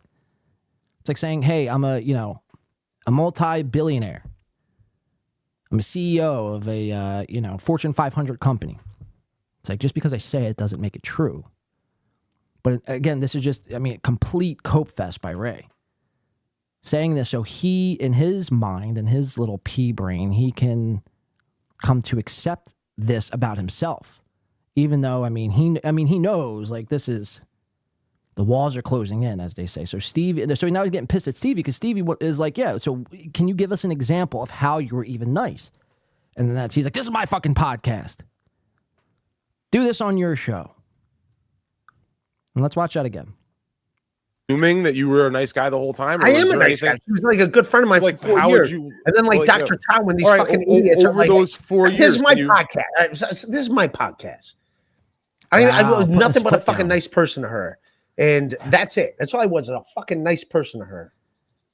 That's all I fucking was. Okay, how? And then what did you like about her before the podcast? What would you say? Could you say like what? I why like- were you friends for those 4 years? What was like? I thought what- she was a nice lady. And also what I also like, even when like she was attracted to me before I was attracted to her, I was like, she seems like she's attracted to me. And so I was like, all right, I guess I'm into her. And then we became best friends after she got engaged because I'm like, okay, I don't got to think about her in that fucking capacity. Yeah, you fucking start threatening me on Twitter. Get the fuck out of here, dude. Get the But you fuck said out of here. you said she was a nice lady at one point before all this a shit nice lady. kind of got out of hand. How'd it get out of hand? She's the one that made it out of hand, not me. I'm not saying that. I'm just asking. Like, would you say though she was a nice lady at some point? Like, you know, when you guys were friends. No, she could be a nice lady. She doesn't like, like I said, like what happened in Detroit, and Obnoxious John will back me up on this. I said to him at the bar before we even fucking left that bar in Detroit, I go, and he was mentioning this on my podcast the other night with Carlos while we were at the place in Detroit. Yeah. And I'm getting ready to leave. Right. He's like, hey, I'm like, dude, I go, she's my friend, but if I don't talk to her again after Detroit, I don't care. She's just a person going to the car. He's like, yes, then I'm like, no, dude, nothing's happening, nothing. I'm not into her. Because it was in that moment you realized nothing sexual was going to happen. That's what you realized there. I mean, we covered this. We broke this episode down. I think it's like B Dabbler episode maybe 47 or 48 or 52. I'm not sure. Go back and watch the episode for yourself. But we broke it down on this show the day after it happened or 2 days after it happened. We were watching. I mean, just because B Dabbler had brought his whole streaming setup to the hotel in Detroit. They did a show the morning after. And the energy and the tension in that room, you could cut with a fucking knife. If you guys remember that show. It looked like, you know, two people who were completely repulsed from each other. By each other. So I think it's when Ray finally realized, okay, I don't have a shot with this Ary Jane, and she doesn't view me in this type of way. And then that's why you're saying these things. Oh, you told Obnoxious John that day. Yeah, I don't care if, you know, I ever talk to her again after Detroit. It's whatever. But up until that point, she was doing all your podcasts. You guys were meeting up. You were going to bring her flowers. You know what I mean? You were promoting her deodorant company. I mean, you were practically running commercials on your show for free. You weren't getting a dime out of it. The months leading up, the weeks leading up, the days leading up to that Detroit. And then in Detroit, something happened or nothing happened. Like, something happened in the context where nothing happened between them. Ray realizes, okay, I don't have a shot with Ary, so fuck her. Because that's how Ray thinks. Like Beloved Chatter, someone said in the chat, that's how I used to act when I was 14 years old. I like somebody, I'll sing their praises, I'll tell them how nice they are and beautiful, but then as soon as they are not interested in me and I find that out, fuck them. She's a fat fucking whore. I mean, that's like a childlike thought process, you know? And I don't expect anything less from Ray. I mean, Ray definitely has some sort of arrested development going on. He was stunted, you know, mentally. Like, Ray stopped aging, I think, when he was like mentally, he stopped aging when he was 14, 15. He's physically grown up, but mentally he's stuck at anywhere I'd say between, and I'm no doctor, I'm no therapist, psychologist. Rest assured, this is pure speculation. But just from observing enough of Ray as I have, you'd have to talk to Dr. Chow about this. He could probably give you a more valid, factual-based answer since he is the doctor. But observing Ray, the time that I have, I'd venture to guess, he's been stunted from like anywhere from 12 to 16. That's the capacity of Ray's brain and his mental fortitude. So, very interesting stuff here. Dr. Chow says he's stuck at 12. Yes, I'm a doctor. So there it is. Confirmed by Dr. Chow himself. Ray's like 5'2", says Junior Coltrane. B. Smiley says, she has some fault in it, but Ray was controlling from the start. Such a nice guy. Chris Mack says, now I have it on good authority. Ray is 5'10 or 5'11-ish. And I think Ray's going to be in Atlantic City. Dr. Chow, before I get to this, Colt C says, yo, what's up, Colt C? Dr. Chow says, but he never wanted sex. He's a virgin. That's true too, right? Yeah, because I forgot about this. He's a gay virgin, allegedly. So what is it that he wanted? Because there was obviously something that he wanted, and she didn't reciprocate those same feelings. Or see, maybe it was. Maybe it was the act of sex. Maybe it was that. Because I think we talked about this on Sunday, Chow, is that Ray wants to be perceived as a heterosexual straight male because society would then accept him. You know what I mean? Like, he doesn't actually want that, but society, he knows, wants that, and therefore he tries to aim to be just that. That's kind of my, like, how I see it. Ray doesn't do things for himself. He does it because how other people would perceive him, if that makes sense. Coltsy says, Dr. Chow is the world's foremost wraitherapologist. Wow, that's a great name for it, Coltsy. Dr. Chow says the OJ guy was pressuring him and he felt obligated to please him. Exactly. So that, yeah, it just kind of goes to kind of what I'm saying there. But all right, so like, look, Ray, I think is going to be in Atlantic City. I'll play the rest of this. Ray's going to be in Atlantic City this weekend, and the challenge is still out there. Like, I still want to play this motherfucker in ball just because we make fun of him and goof on him and laugh at all his fucking gay antics. I do want to school this motherfucker in ball. And it's going to be 60 degrees this fucking weekend. So someone's got to tell Ray, we have to encourage Ray to step on the court with win by 2 for a game up to 11. Win by 2, obviously. And, loser, I don't know. We'll come up with a bet on the court, but we'll film it. We'll live stream it. It'll be a fucking spectacle. Trust me. Anywho, that's just kind of a side note. Let's finish the rest of this, and we have some more stuff to get into today. She's not into me. I don't care. Like, if I never talk to her again, I'm fine. I'm fine. Because what I did not like is when it got to Detroit, she reacted to me like I was like her simp. Like I was like this fucking bitch boy that like was supposed to do whatever the fuck she said. And that turned me the fuck off immediately. Not only like was I not attracted to her, but also not attracted to her as a person. Like, I'm not your fucking bitch. What the fuck, dude? I understand. Get the fuck out of here. Like, feelings can change. That's fair. That's totally fair. It's an adult thing. Yeah, I was like, but I think it's important, and I know it's like kind of glossed over, but I think it's important to go back and just make a point that you do say that you did think that she is a good person at one point in your life, and like that's that's important. Yeah. But I think what happens is she's easily influenced by like trolls and like raise the word. I think you're honest on that here. Yeah. And I think right, be the worst because this random person said. So again, it has to be the trolls' fault, right? It has to be Chow's fault. It has to be all the other trolls' fault, right? And by the way, again, Dr. Chow is not a troll. He's many things. A troll ain't one of them. But again, just not taking accountability and not realizing, hey, how was I wrong in this situation? What were my faults? How did what were my shortcomings in this relationship? I mean, it's not as cut and dry as, oh, she's just influenced by the trolls, so she threw away 4 years of the friendship. It's not that fucking cut and dry, Ray. You know what I mean? There was stuff that, again, just simply 95% of fallouts from any relationship could be a direct result from lack of communication. I'd venture to guess if there was better communication in this relationship or in any other of your relationships, and just relationships in general, not even pertaining to Ray or Ary Jane, if there's better communication, things would go over so well. But what people do is they build up these resentments in their head. And Ray, I could definitely see doing this. They build these resentments up in their head. They think the other person knows what they're mad about. And then they get mad at the person. Like, for instance, if I'm mad at Ray because I don't like the way he wears his hat, but I never tell Ray that. And Ray keeps wearing his hat. Now, every time I see Ray wearing that hat, I'm fucking I'm so pissed at him. I want to choke him, punch him in the fucking face, give him a stone cold fucking stunner. I know why I'm mad, but he doesn't know why.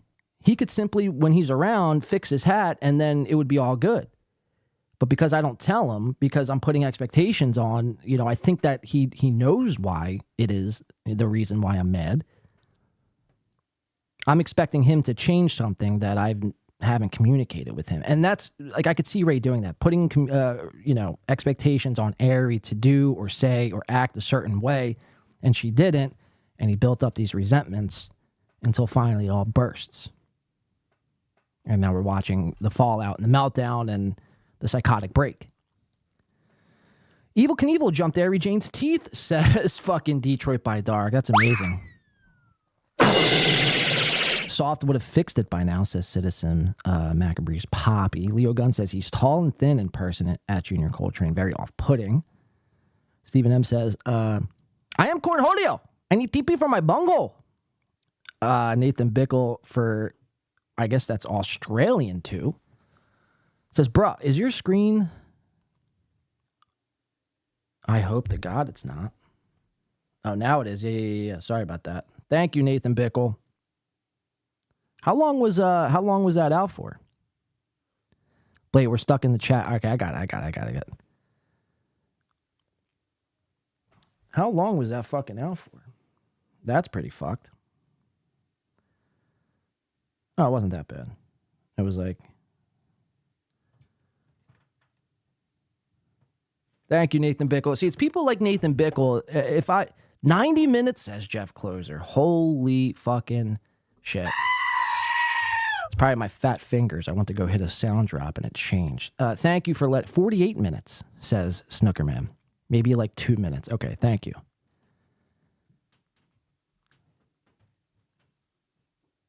Wow, John is filled with rage today, says Junior Coltrane.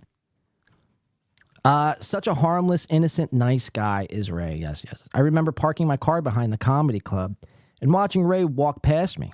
He looked like such a sad sack. Well, Leo Gunn, I mean, you could probably attest to this. I've seen Ray now, I think, once or twice in person. Once in Pottstown for sure, and I'm pretty sure there was another time I'd seen him in person. And just the way he walks and mopes and sags his shoulders, you know what I mean? It is. It's like I mean, the perfect way you described it. He looked like such a sad sack. A sad sack. Imagine being a sad sack. Like that, you don't even have to say anything. You don't have to open your mouth, and people just perceive you as a sad sack. I mean, if anyone ever called me a sad sack, I'd probably lose it. I'd probably freak out. I'd probably go into a 9-month-long depression. I would never be able to recover. Imagine if that's the energy you gave off, as a sad sack. But yeah, I mean, Leo Gunn ain't lying. Trust me, I've seen Ray, and that's the thing I thought of immediately when I saw him step foot in that auditorium in Pottstown. Like, wow. First of all, he's got bad knees, so he walks like he's had like 5 knee replacements. He like wobbles as if he's a fucking, like a penguin or something, you know? And it's just bad. It's just not a good look. Leo Gunn says, yes, Dr. Child and Mega G. I'll bet Ray has a limp, empty old man nutsack. Ray's life is so sad. It gives Stevie Lou the reason he continues. It's so sad. It gives Stevie Lou the reason to continue living. Ray's life gives Stevie Lou hope. I mean, that's how bad your life is, Ray. We're going to be filming him checking into the Brigada. B Smiley says, how can anyone that tells his grown men buddies that they're handsome and good eggs every 2 minutes be malicious? Right. Well, he's a good guy. He's a good guy. So all you have to know is that he says he's a good guy, so he must be a good guy. Leo says, no, not at all. This is a guy who goes running during a gout attack, Jeff. Pretty bizarre stuff. All right, let's watch like the last 30 seconds of this, and then I want to show you guys one other Ray thing. It's quick, but it has to pertain to this English Vinglish thing. Again, sorry for my fucking screen being my thing. I don't know. I guess I just hit the wrong button. But thank you, Nathan Bickle, for letting me know that my screen wasn't actually on the wrong screen. 1 hour and I'm bouncing, MGD says. That's fine. We'll probably be here for like another hour, maybe hour and a half tops. And then I'm bouncing too, right? We're all bouncing today. It's a bounce Wednesday. All right, so let's get back into this Ray stuff. Ray and Stevie going at it. He's the worst. Well, okay. Can you follow me again? And I know this is your podcast. And the whole reason why she hated me is when I fucking said that guy, what's his name, is a fucking troll. Dr. Chow. I was like, he's a troll. No, he's he's a not. troll. And then she is like, oh, he's not a troll. He's my good friend. We're doing a podcast together. And then he stole her channel and everything. And then like again, we went over this. None of this happened. When I go, oh yeah, I told her he's a troll. And then he's putting out videos. So that's why they did one fucking podcast together. It was 3 podcasts. Me, I won't fucking talk about her. But if she talks about me, and now she's got people according to Turd McGee, she's now threatening me. She's like telling me where I'm allowed to go and not go. According to Turd McGee? No, she didn't do that. She just, like, I think you're over analyzing that statement. Like, that sort of statement that she said there, I don't see any foul, no harm. Like, I saw a bunch of people jump to conclusions saying that you would be physically harmed, and I don't see any actual threat. I'm not going. I'm going to try calling this place Ary Jane says Ray is not allowed to step into. See what they say. Right. Think about this, right? What I was trying to get at is that, like, you know what? Like this podcast. Am I telling her where she's allowed to go and not go? No. Go to fucking Atlantic City. Go to fucking Vegas. I don't give a fuck. I don't give a fuck. Yeah, you know, but like this podcast world it's fickle. It's a fucking fickle bitch. All right, so that's kind of where we're going to leave it there on this Ray, Stevie Lou stuff. If you want the entire episode, let me know. Reach out via email. I will send it to you.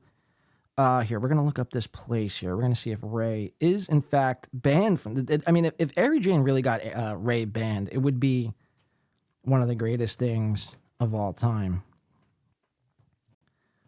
I'd have mad respect for Ary if she got Ray banned here.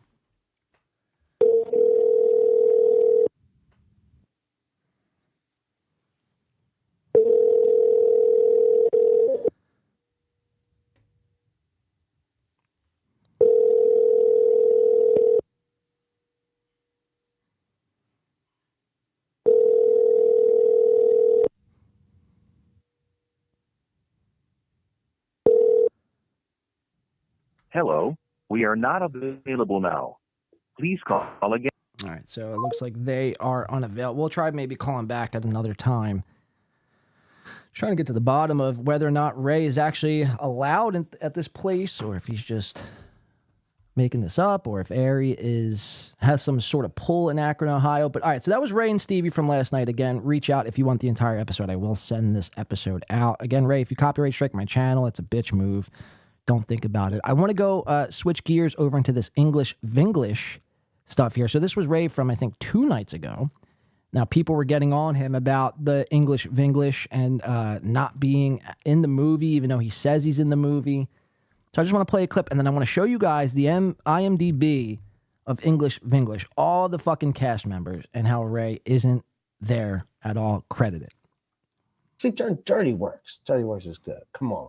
We can't act like Dirty Work sinks. It's good. Everyone likes Dirty Works. Beloved chatter. Ever see yourself in English? You aren't in it. I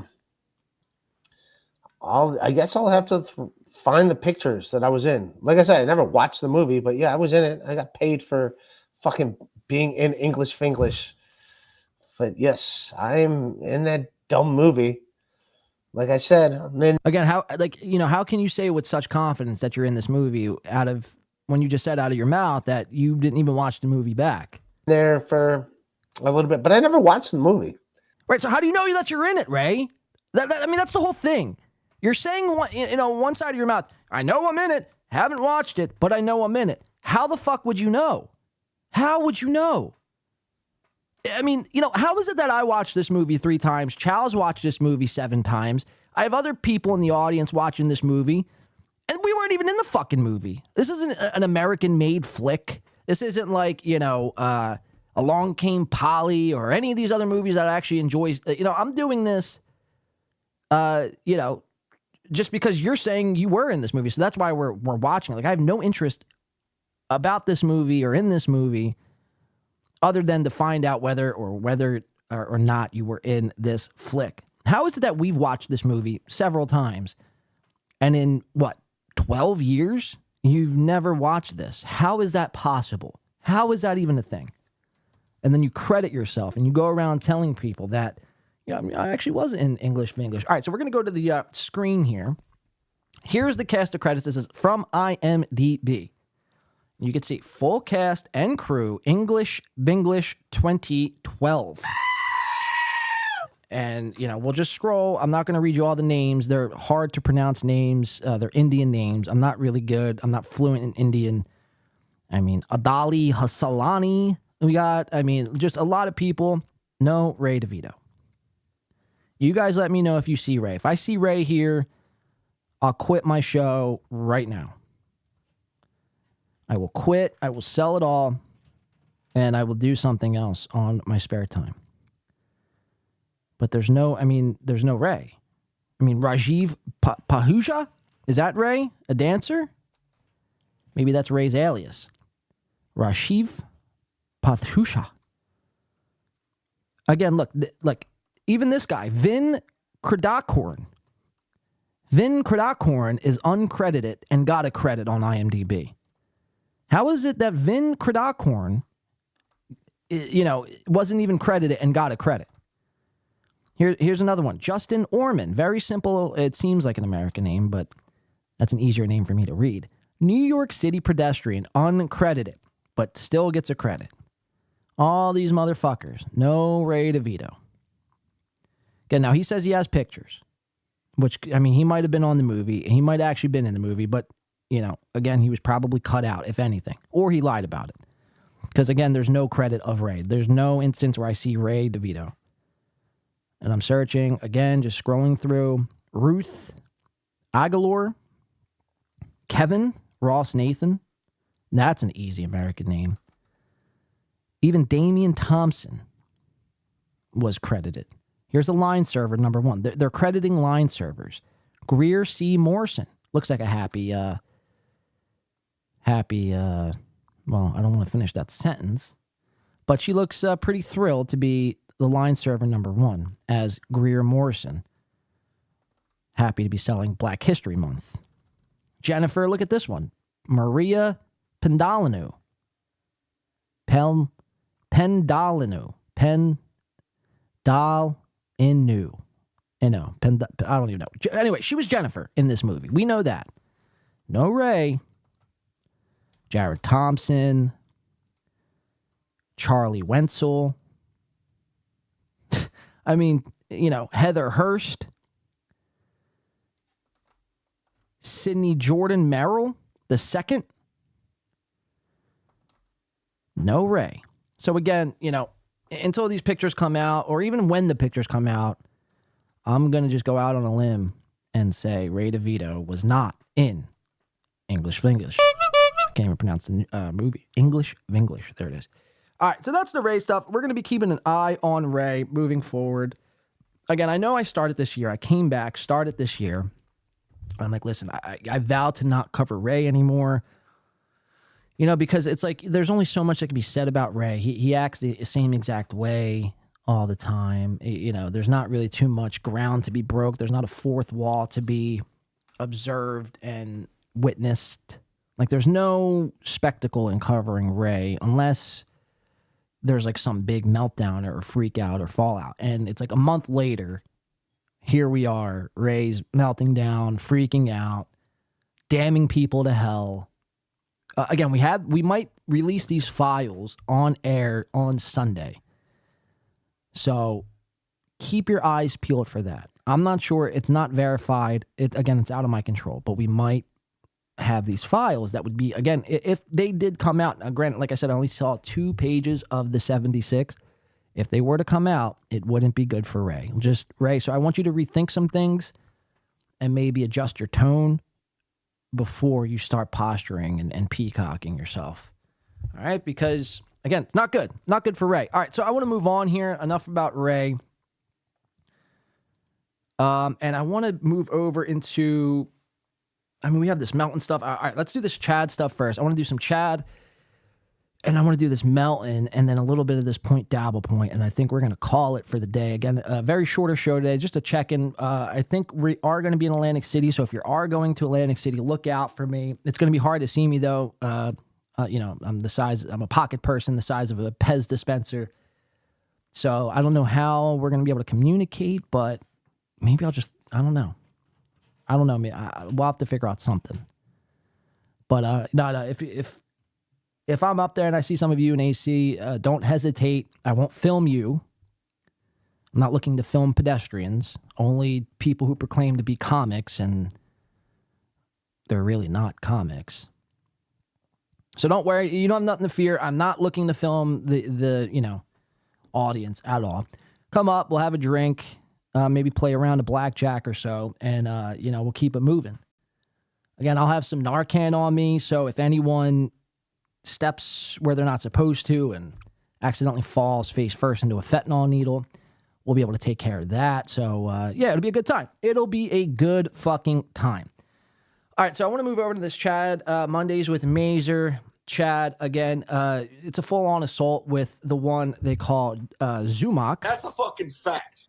And so, like I said, I was leaving this show, my show, here on Sunday, and right at the end of the show, I encourage everyone to go over to Mazer's show tomorrow, Mondays with Mazer, and to throw your tomatoes and to cause havoc and really get under Tony's skin so he either walks or quits or Chad fires him or something happens. Because, I mean, Mazer's a complete dud. Like, I actually think he's worse than Ray as far as an entertainment factor goes, which I didn't even think was possible. Like, how could you be worse? Like, but at least Ray has been delivering some coverable stuff. You know what I mean? Tony, it's like, you really got to pry into it. I mean, if you don't, and you kind of just leave Tony to do Tony things, he's just going to be talking about 25-year-old Opie and Anthony clips, or, when O.J. Simpson was riding down the street in his fucking Bronco. Like, he'll be talking about all this old, outdated shit that we've already heard about. I mean, Janet Jackson's nip slip, was one of his topics on his last podcast. So, yeah, in fact, he is actually worse than Ray as far as an entertainment factor goes on podcast. Tony will be there in Atlantic City. He's going to be doing 5 minutes, I think, or 5 or 10 minutes. Should be interesting. Like I said, I might be going to this comedy event. I don't know about that, but I might pop in again. Atlantic City is only 25 minutes, 30 minutes with some traffic from me, so it's not like, all that big of a deal. Some of these guys are flying, like Patrick fucking Melton is flying across the country to come to Atlantic City during Super Bowl weekend, and the Super Bowl's in fucking Vegas. How does that make any sense? Anyway, so yeah, we encourage a full-on assault by, Tony Mazer. I was in this chat. Let's watch lots of fucking funny stuff happening here. Chad's going to have a mini meltdown. Mazer is a cuck, as always, acting like a bitch. One of the most boring shows on the internet, ladies and gentlemen. I present to you Mondays with Tony. And if there's anybody who probably knows about... I got to go back a little bit. Sorry, it does that. Here we go. Mondays with Mazer. Yeah. I just reminded Tony we never agreed to this theme song. Is it copywritten? No, it's I took it from Steel Toe Morning Show. Did he copyright it? Like Misery Loves Company? Didn't Kevin have to buy his theme song from Bob Kelly and the laugh button or whatever? What was it again? So all right, Chad. There's two things happening here simultaneously. I want you to pick up on both if you haven't already. Number one is a tool. The main tool for a podcaster, right? You could have all the bells and whistles. You can have the soundboard. You can have the fucking audio unit. You can have monitors. You can have, screens and lighting and all this fucking fancy shit. That's all fine and good. But the number one thing that you need for a podcast, before the cameras, before the lighting, before the TVs, before the desks, before the vapes, before the Pez dispensers, before anything else, can anybody venture to guess what that tool would be? I'll give you guys a couple seconds to catch up as it is on a delay. But what tool would you think you would need to be and do a podcast? What tool is that? A personality would be handy, says Beloved Chatter. Well, that too. Dildo, people are saying a personality, Brittany G is saying. No, you're thinking too much into it. What is like the thing you need to podcast before all else? I don't hate Mazer, says Dr. Cha. I just don't like his content. Mazer is weirder than Ray. Audio is King Bappa, says Josie. Cash money, bounce with me. Yes, audio is king. So microphone. A microphone. No, CPU. Well, I guess no, you don't even need a computer. You don't even need a computer. Because nowadays you could buy these like, just these like these trackers. I forget what the fuck they're called right now. But you essentially just track into one of these like little mixers, save it on, whatever. I'm not getting into tech talk. Tech talk is for Tuesday nights. So tune into Win by Two Tuesday nights for tech talk. No, a microphone. You need a microphone. So Chad, notice how Chad, there's no microphone in front of his face. The most important thing you need on a podcast is good audio, yes, but you need a microphone. Chad, I guess, left his microphone in his Studio B, his studio that he's building, because there's no microphone. He forgets his microphone on the beginning of the show, and he's coming out posturing and Pika. Look what I stole. I stole the fucking theme music for Steel Toe, and I stole this from MLC, and I stole this from Gino. It's like, first of all, you didn't steal anything and make it your own. Again, or if we are going by that logic, it's like, then I stole the intro to Kumia Cucks. You know, so I mean, do we really want to pull at this thread? But it would be like someone, Chad forgetting his microphone. Here, I mean, we'll play just so you guys could hear what I'm hearing and see what I'm seeing here. Forgot. The guy who did Blue Oyster Cult did Kevin's theme song. He did, Richie Castellano. He did Nick DiPaolo's theme as well. Did he write Don't Fear the Reaper? So he's like, actually, did he write Don't Feel the Reaper? I mean, Chad, you're a fucking moron, dude. You're a straight up fucking dolt. How do you forget your microphone? That would be like if I was a construction worker or a roofer and I was putting on a new roof, but I forgot the shingles. You're missing you're forgetting the biggest part of what makes a podcast, a microphone. You know, it's like, how dumb are you? How fucking dumb are you? And we got Tony over here. And at least Tony has a mic. Albeit a shitty microphone, but a mic. It's more than Chad could say. That I don't know. You don't know this. I don't know. Believe it or not. These guys, for being podcasters and they want to have their finger on the pulse of culture and all things entertainment, they don't know a lot of things. Takes just breeze by their fucking heads. So, it's like, what is it that you guys do know? There's not much. Trust me. There's not much going on in this head. Chad's he's gone full Tim Pool. We watched this development take place in 2024. All of these guys, Anthony Zenhauser, Shuley, Chad Zumach, Tim Pool. Who else? I mean, I'm surely there's more people. They go beanie, full beanie. Now, Chad's in Florida. Should be no reason you even own a beanie in Florida. Why are you wearing this? It's cutting the circulation off to your brain, Chad. Keep watching. I don't know every music. I took this from Steel. By the way, Tony has, I think, a bigger gap than Ary Jane's fucking gap. Holy shit. Does you guys see that? Is that translating through my monitors here? Let's see. Can you guys see what I'm seeing? I mean, that's remarkable. You see the gap. I mean, holy fuck. He was calling Ary Jane on the last podcast, Michael Strahan. It's like, Tony, you have zero room to talk. Steel Toe. I took this song, the Hulk Hogan mini. Steel Toe. You don't even know what it is. It's the Hulk Hogan theme song in 8-bit format. How is it that, you're stealing this and you're taking this, but you have no idea what it is? Pump the brakes, Chad. Pump the fucking brakes. Does this one, I took it. And of course I took the hype. I just take stuff. That's why Yeah, not? there's nothing original that you do at all. You take. I mean, you just admitted it. Everything that you see here in this little fucking 16x9 box is taken, is stolen. You're taking Steel Toes theme song. You're taking Hulk Hogan's 8-bit fucking theme song. It's like, what is it that Chad has? What is it that Chad is able to do? Again, you don't even have a fucking microphone. But it's open season, right? You know? It's like how Mickey Mouse is in public domain now. I mean, Tony, again, just keep your fucking mouth shut. This podcast would be better if Tony just taped his mouth shut for an hour and a half. From Rover's Morning Glory. Smoke weed every day. And again, that's not from Rover's Morning Glory. That isn't like an NWA drop from Forgot About Dre, I think, is the song. Dr. Dre, Snoop Dogg, Eminem. It's like the end of the song. It's not a Rover's Morning Glory sound drop. I took this from Earl Skakel. Hello. Do we have a Maxwell one? And punt. There it is. And punt.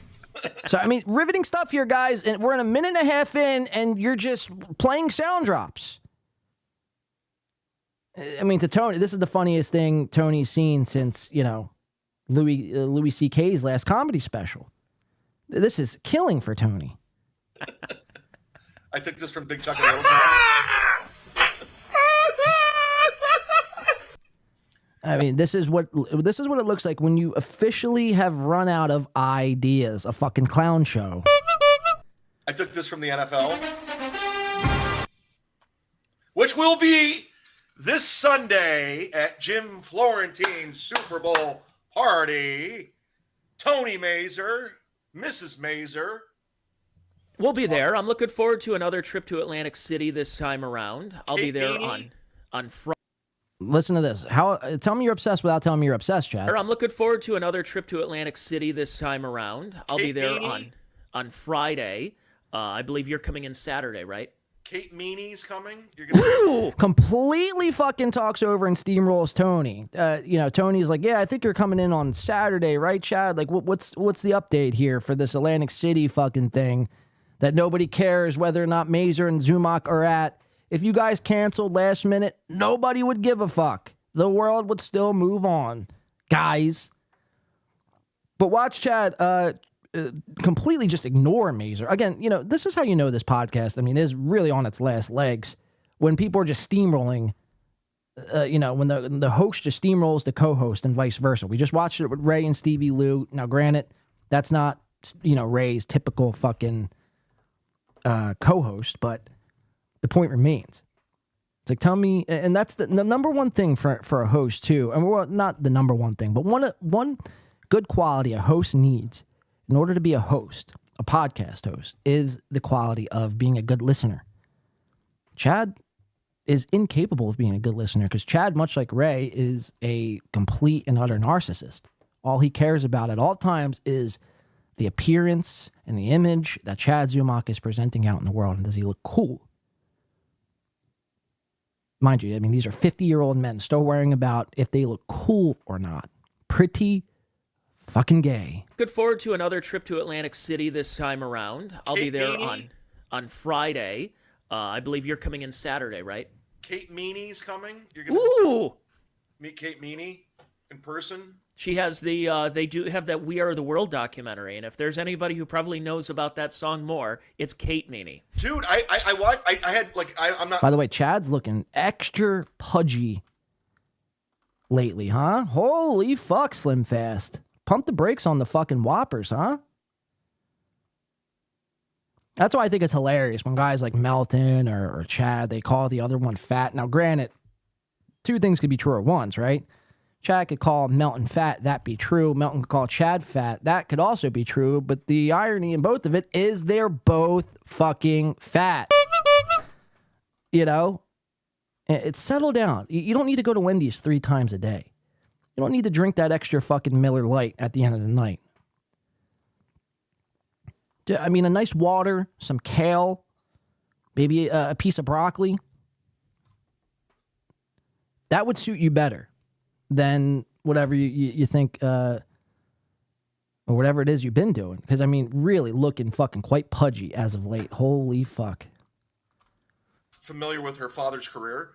So I watched the World documentary on Netflix, and she goes, "You know, my dad has like a famous bit about that." I go, Again, we're 2 minutes and 22 seconds in. Again, win by 2, by the way. Who knows to win by 2 radio? Thank you. 2 minutes, 22 seconds in. Chad still fucking completely unaware that he's forgot his microphone. It'd be like, again, if I showed up and was doing a podcast like this and just continued to talk and act as if everything's cool. You know, that's the number one thing I do.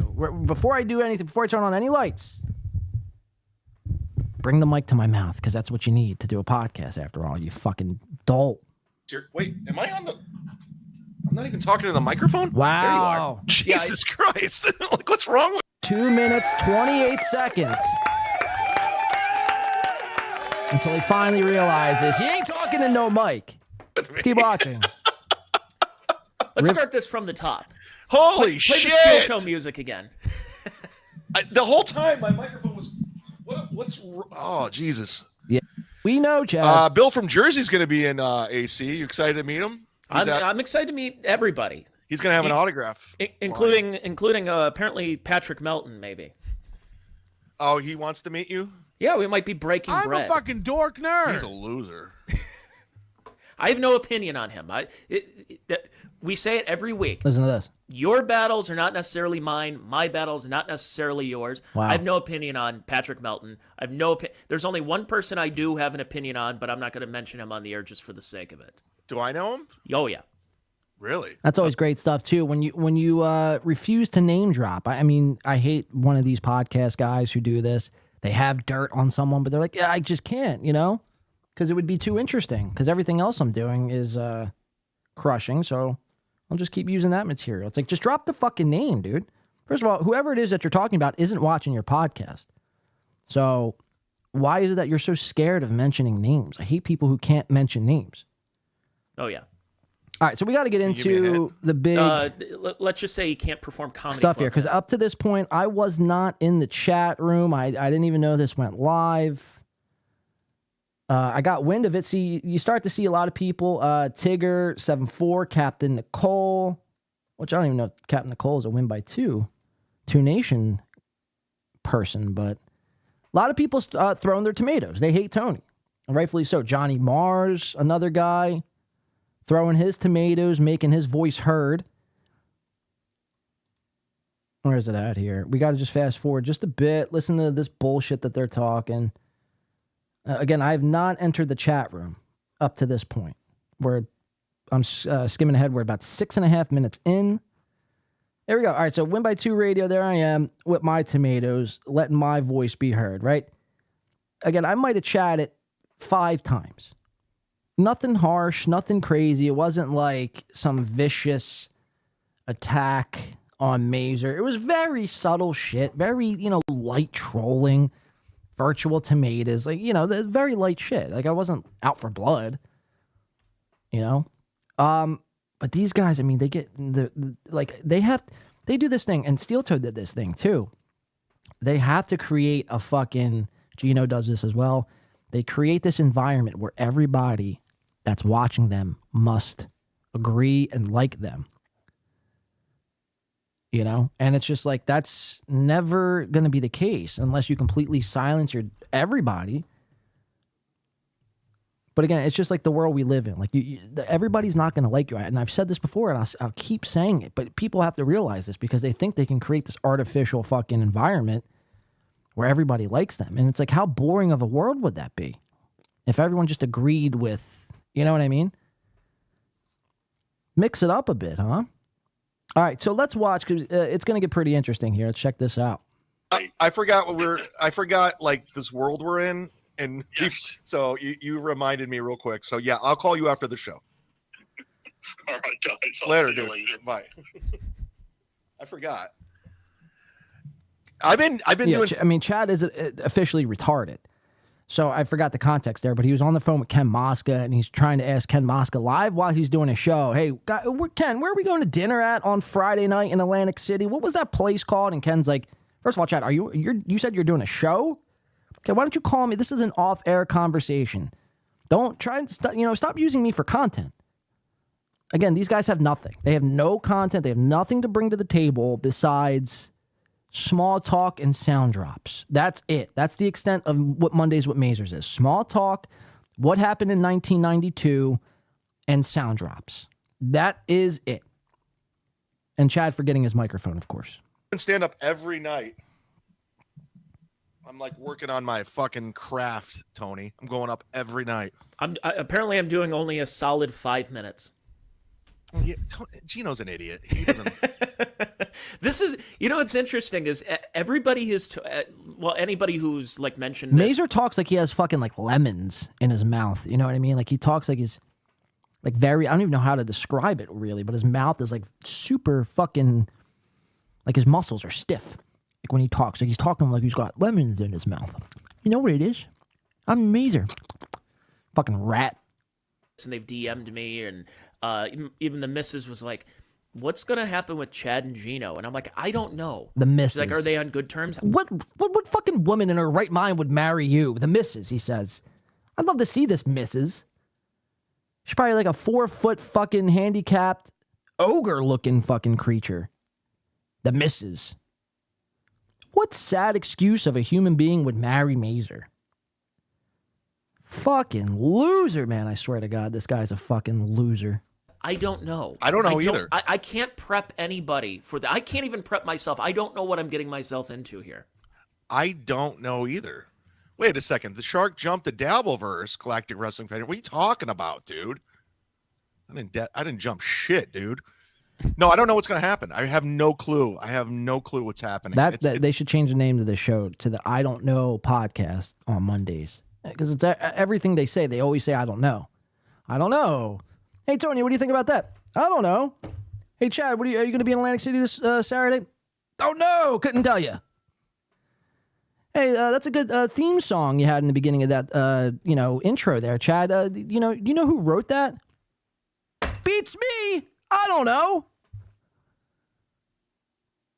Fuck, man, these guys are so bad. It's so bad. Like, it makes me want to, like get a nail, place it into a wall, and then run full speed ahead right into that fucking nail, face first. That's, watching Mondays with Mazer makes me want to run into a fucking sharp object, full speed ahead. You know what I mean? I just can't control it. Aloof with Chad and the Boof. Well, that's a good name, balls deep. I don't know who Mazer is. Wait, I don't know who Mazer is any days. I mean, you would fit right in on this show, Nathan Bickle. Fuck, man. I don't know. Couldn't tell you. Beats me. Fucking guys, dude. It's like, you shouldn't be doing this thing. Spend less time podcasting and more time. I mean, I don't know. I mean, see, I just did it. It's very contagious, I guess. Cutting the grass. I mean, do something. Working out. I mean, something other than this is what you should be doing. That's why I booked it in the first place. I was like, let's find out. Let's see what happens. Yeah, No, maybe we you don't guys know. be best of friends again, like when you almost got stabbed at the shared apartment that you had many years ago. Yeah, well, that's the thing with Gino is I have a history with him. I have a backstory. Like, I know Steel Toe has been trying to get me back on he wants me to come on a show, and he's been singing my praises. I was like, the difference between Steel Toe and Gino is I have a history with Gino. I know Gino. I don't know you. You came after me recklessly for 2 months, and I'm supposed to just forget about it? No, dude. That's funny.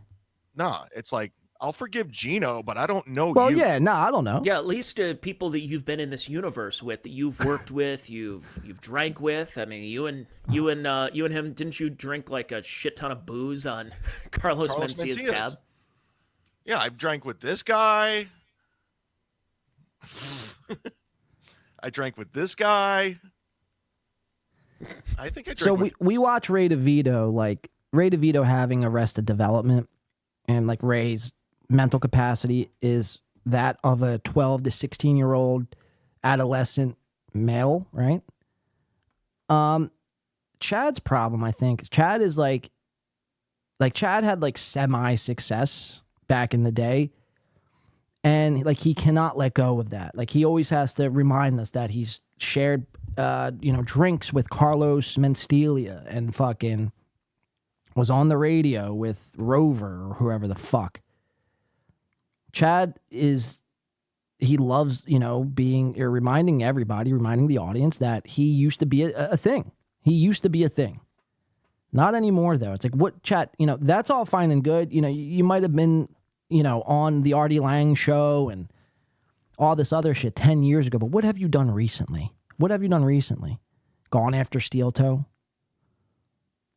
You do a guest host with Kevin Brennan from your fucking non-studio.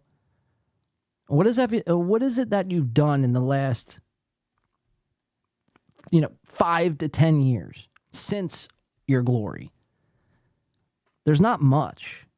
Nick Swartzen, you're doing shows with Nick Swartzen. That's not really all that impressive. Nick Swartzen's a fucking complete clown, if you ask me. So it's like, what have you done? Your only show that you're really promoting now is this big Atlantic City thing. What, is there going to be 50 people there? Let me see. Can we still buy tickets for this thing? Let me see. We're going to call it the Tennessee Avenue Beer Hall or whatever the fuck it's called. Let's see. See if they're available. See how many tickets are available. Tennessee Avenue Beer Hall. Am I still connected here? Cool. All right, let's check it out.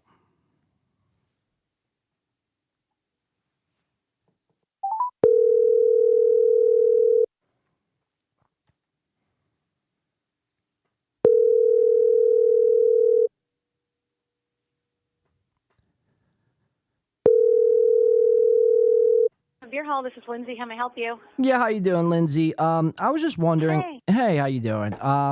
Yeah, I was just good. Yeah, I was just wondering if there was still tickets to be able to be purchased for this weekend's comedy event. Oh, let me check. Hang on. Okay, thank you. The comedy event? Is there still, room for people? It's on our website. You can get it from there. Okay. Yeah, we do have some space. If you go on the website, you can definitely purchase some tickets from there. Okay. Okay, hold on. I'm not really all that great with. You said the website? Yeah. So on our website, there will be 10avac.com.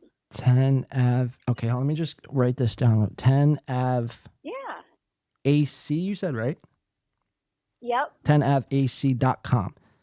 Okay, yeah, I wanted to I was looking, because I have a couple friends coming with me. I was looking to get about 10, maybe 12 tickets. Do you think that's available?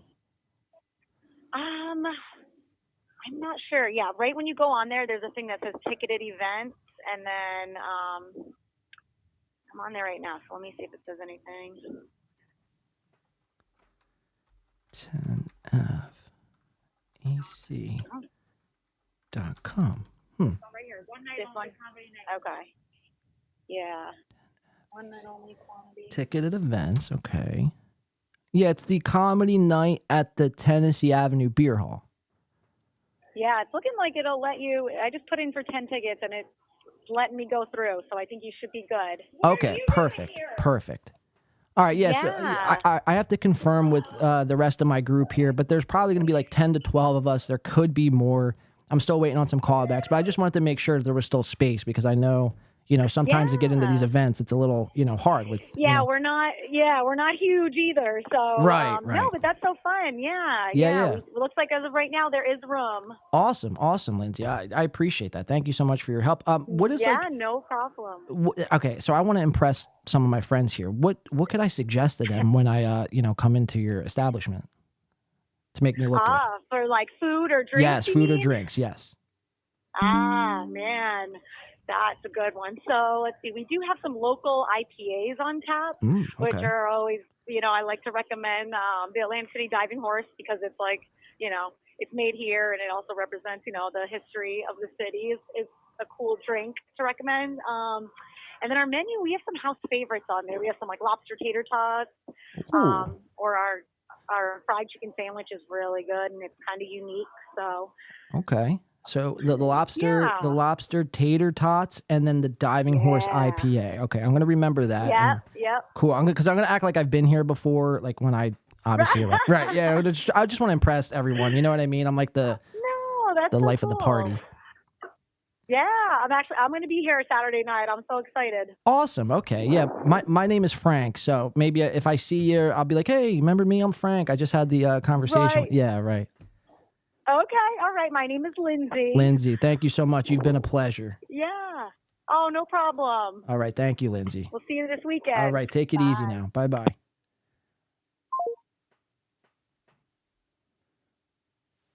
All right. So it does still appear I'm 100% pretending to be Frank on set. Does still appear you could purchase it at about 10 tickets. And you heard her say that they're not that big of an establishment to begin with. So, hold on, sorry. So I'd venture to guess, 30 people are going to be here tops, and then my crew of 12. Lindsay is a dimey dime. Frankly, can I call you Frank? No. I don't know. Why did I say Frank? I was going to say Francis, but I felt like that was too much, Rex Goodman, was that Lindsey Graham? Well, ask Ray DeVito. Maybe he'd be able to tell you. Lovely lady, people are saying. What Beloved Chatter says, I'm 100% calling you Frank, or I'm going to be referred to as Frank. Sean, you are so funny, says Ginger in Vegas. Yeah, so I go by many names. Blade, John, Sean, Frank. Blade adjusts on the fly, says Kay. The name's Frank, see? Kay. Frank, frankly, see? Francis Frank III is what I should go by. I know, right? Mazer is planning on taking on a double-decker in Florentine's house, says Leo Gunn. Ah, man, what a fucking catastrophe. Leo, are you going up to AC or down to AC or this weekend? It should be interesting, if not for nothing else. Lindsay does sound like she would be like fantastic. Like she'd be a person you want to party with at the end of the night. So, Beloved Shadow, you have to remember this. The lobster tater tots and the dark horse IPA, highly recommended by Lindsay.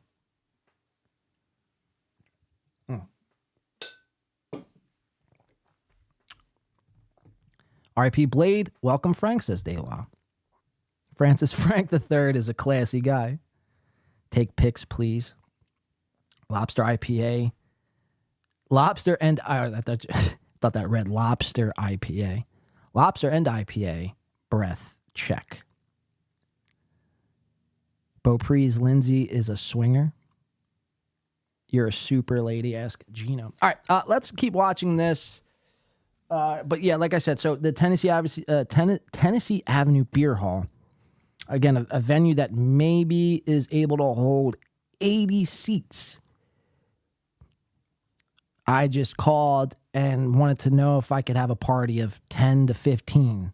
And it's confirmed you could still get about 10 to 15 tickets, which means that that place is going to be practically empty. So if I were to actually show up, so let's workshop this a little bit. If I was actually to show up, which again, I don't know if I am, they would they would know who I am off the rip, and they would be watching my every move, and I'd have another story, but it would be pretty fucking hilarious if I came back on Sunday with another story of being jumped and harassed. I don't know. I'm undecided though. And we're going to have to do this stealthier if I do wind up going, but I don't know. It's like 70-30 right now. 70% says I'm not going to this comedy event. 30% says I may. So I guess we'll have to see. Now you got to get a pic with Lindsay. Oh, that'd be great. I'll just go just to get that pic. I'm like, Lindsay, it's Frank. We talk lobster IPAs, dark horse, 10 to 12 tickets. You got to get a picture with me, Linz. Come on. That'd be amazing. What if Lindsay was my new co-host? What if I talked her into it? I was like, Lindsay, look, you crushed it. The chat loved you. They lit up when I called. They were singing your praises. It's time for you to take the next step and become the co-host of the In the Pain podcast. Imagine that. All right, let's keep it moving here. Beloved Badger, a.k.a. Honk the Clown, who hates my thumbnails, by the way. I get this fucking on Discord from Hank. Now I can't. I'm calling everyone Hank. From Hunk, rather. The clown, that is. And he goes, Blade, what are you smoking? Wet? PCP? Taking fentanyl? What's going on with your thumbnails? They're scary, he says. Well, no, I think my thumbnails are pretty epic. Frank could be considered gay compared to Blade. Second one I know. Haha. Rare name, Frankie. Lobster in AC. Brave, says Chris Mack. Yeah, well, it depends where you get it from. Some places, I mean, have some pretty good shit, but yeah, you're probably not all wrong. Stay away from the fish. Like when I'm in AC, I'm pretty easygoing. Pretty easygoing. Just get me a pizza and I'm straight. There's not really like White House sub. You hear these guys talk about White House subs all the time. I will say, if you're going to AC this weekend and you want a good fucking sub, White House is the way to go. But you're gonna pay a pretty penny for. I mean, you'll get a lot of fucking food, but you're gonna pay for it. And you can't go wrong with Wawa. Just Wawa has it all. It's the best. So yeah, I mean, if you want something else and you're tired of Wawa, go to White House. That's really the only place. I mean, there's a couple other spots, I guess. I'm trying to think. Like usually when I'm down there, I'm just hitting Wawa's up. There's this diner. See, I don't chill in Atlantic City. I'm over in Brigantine, which is right next to Atlantic City, but it's like the suburb to Atlantic City, but it's beautiful. And there's a spot there called the Pirate's Den, which is fucking phenomenal. But as far as in the city, obviously I would rather just stay in the casino because the casino has a lot of fucking, gourmet foods and steak and all that shit. Outside of that, you don't want to really be traveling outside of, and you have to think too, the Borgata, it's the Borgata, Harris, and the Golden Nugget are all right next to each other within walking distance. The other casinos are on the other side. So you're actually not in the city. You're kind of on the outskirts on the Brigantine side.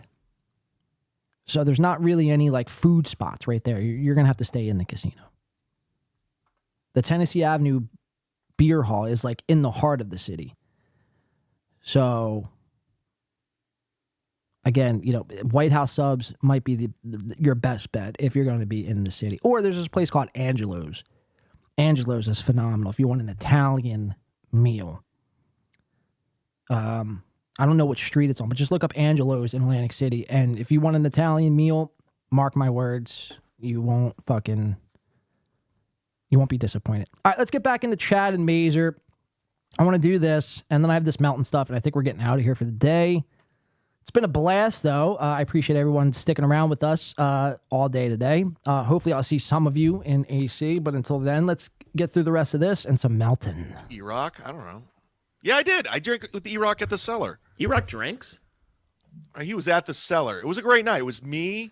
We have a photo. I don't know where the photo's at. It's me, Kevin Brennan, Dave Attell, E-Rock, Kumia, Florentine, and I forgot who else was there. That's what a lot of people, when we get into this universe and breaking that fourth wall, is how the vitriol that goes back and forth, how much of it is... Can I break your fourth wall, Tony? Fucking, I can't... I was just in a good mood talking to Lindsay and reminiscing about food places in AC, and I hear Tony's voice, and I immediately want to run back into that fucking screw. Full speed ahead, face first. A kayfabe and how much of it is truly real, but especially with what's going on with you and Ray is really real. I legit hate Ray. I also have this drop. What the fuck is that?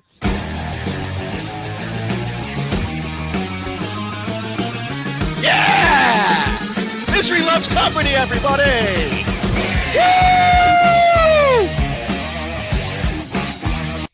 Sorry. There was a friend, the girl I used to talk Jesus. to years ago was telling me, I don't know why I found this. I found an old message, and she said something like, "I was listening to MLC today, and this was probably." So again, just another nice little troll. I said, heard the Tomato Factory is nice this time of year. What say you, Tony? Very, light troll. 2016, and he called Ray Romano a dirty Italian. I'm not going to say the other word, but. It was like, oh man, I forgot about those days. Bill from Jersey, he's your moderator. He's gonna have an autograph line at the show. Hey guys, where are you going to dinner? Can't wait to meet Tony. Tomorrow, 1 p.m., he'll be on Mere Musk. Yeah, and what happened to that interview? Apparently, Bill from Jersey Bill, as we call him, puts the hack in Hackensack. Apparently, he was supposed to be on Mere Musk 2 days ago or yesterday. And what happened? Mir, Chow, care to explain what happened to Bill? Was this just a troll? I mean, I guess you got us. I don't know. But it was weird because for 5 days, Bill from Jersey, which is the biggest Chad stan ever, I think Bill from Jersey watches this show, but it is weird, his obsessiveness that he has and his obsession he has for Zumach. It's almost, it's weird. It's just odd. It's just odd, to have one guy be like, I will support you in all your endeavors when he always sticks up for Chad. Look, there's nothing wrong with liking shows and going to bat for people, but when you do it any argument that Chad ever gets in, it's Bill from Jersey there on Twitter coming to Chad's defense. It's pretty wild. But apparently he was supposed to be on Mere Musk yesterday, and nothing? Bill from Jersey said he was going to start an OnlyFans page because he's Chad's only fan. I will always respect that joke. No, that's great. That's great. Is Ken Mosca, somebody says? Oh, wait. BFJ is... Bill from Jersey is Ken Mosca. No. They're two different people, Steve S. Bill from Jersey and Ken Mosca, they're kind of the same guy, but they are different entities all at once. All right, so let's keep it watching here. UNAC. Shout out to Dr. Chow, Mere Musk. And he also gifted 5 memberships, Tony. There you go. This guy gets it. This guy gets it. That's how you do it. Open up your membership tabs, motherfuckers. Let's get some memberships going. Hold on. Honestly, for folks who I mentioned about Pottstown, I am actually a fun hang. Although this will be the first time I'm drinking since New Year's. I've actually taken all this time off. You're gonna be a lightweight, dude. Wow. Well, I'm starting. Nobody cares, Tony. This is the complete. This is information that could be withheld from your episodes here. No one cares the last time you had a drink, last time you got wait girl wasted. Nobody really gives a fuck at the end of the day. Why are you sharing this with the public here? Was it Thursday? What are you going to do at Florentine's? It's like open bar. You're going to be I'm starting Thursday, so I'm starting the bender Thursday, and it's just going to continue through the weekend. So tomorrow, because I'm going to see John 5. Oh, by the way, again, Tony or Chad doesn't even give a fuck about what Tony has to do. Just steamrolls him. Text Florentine. He wants to go with you. Oh, is he going to be in town? Yeah, he's coming in the night before because he's at the Winchester on Friday. Okay. So he's coming in tonight to watch John 5, and I said, "You're going." He's like, "Tell Tony to text me. I want to go with him." Okay, sounds good. Yeah, let's do it. I'll have my people call his people. Yeah. Ken, here's another nice little troll from me. Chad, the audience has decided that you should cut Tony loose from the show. Plain and simple. No anti-Chad stuff, just anti-Tony stuff, because Tony's a complete fucking bore. Hold on. This podcast is a sloppy mess, by the way. I apologize. Who we calling now? We're putting everybody on the air. Oh, they might not answer. Again, no plan. We're just gonna hit the go live. This is they're not answering. See, and this is the where Chad makes fun of Ray and he goes, what's Ray's plan? He just goes live and then reads the super chats. It's like, Chad, you're doing much of the same thing. We've watched 12 minutes of this. There's no real plan. You just kind of go live and whatever happens, happens. Like Tony Mazer has no plan. You guys have nothing together. They always say 2 heads is better than 1, but not in this scenario. It's like less is more in this scenario. So again, I'm just trolling very lightly here. Let's call Godfrey real quick. Light trolling. We're just gonna go through our phones. That's what our podcast. We got to fast forward just it a went slight from because I can't. I mean, I'll fucking wind up ripping my hair off. It's 11 o'clock. 4 a.m. This podcast on Monday. Doing New York Comedy Club on Monday, and I'm doing the comic strip on Tuesday. I don't have that luxury. I got to get back to work, my day job. I'm not good enough to be a headlining comedian. Another. I mean, this is like my fourth chat. It said, "You're a bombing Tony," right? It's not all caps. It's not every other fucking chat. There's me in all caps, like, very light trolling. You're a bombing Tony, which he was. I mean, he was bombing. So I'm just kind of just being factual. And can take time off. I'm gonna get back into it. I'm a comedian now. I'm going up every night. I'm back to being a comic. Enough of this shit, this podcast bullshit. I like doing podcasts. Today's fun. I'm having a good time today. I've been doing more stand-up myself. There's another one. Because I'm waiting for somebody to take their phone out and film my stand-up. We set. know. So I'm just waiting for it, and then all the assholes will be like, "Yeah, Tony bombed. He didn't do good." Yeah, I'm waiting for it. Security. You hear that, guys? So this Saturday, he's waiting for it. They have security there, and you could just show the security this footage. You'd be like, "What? He said he was waiting for it."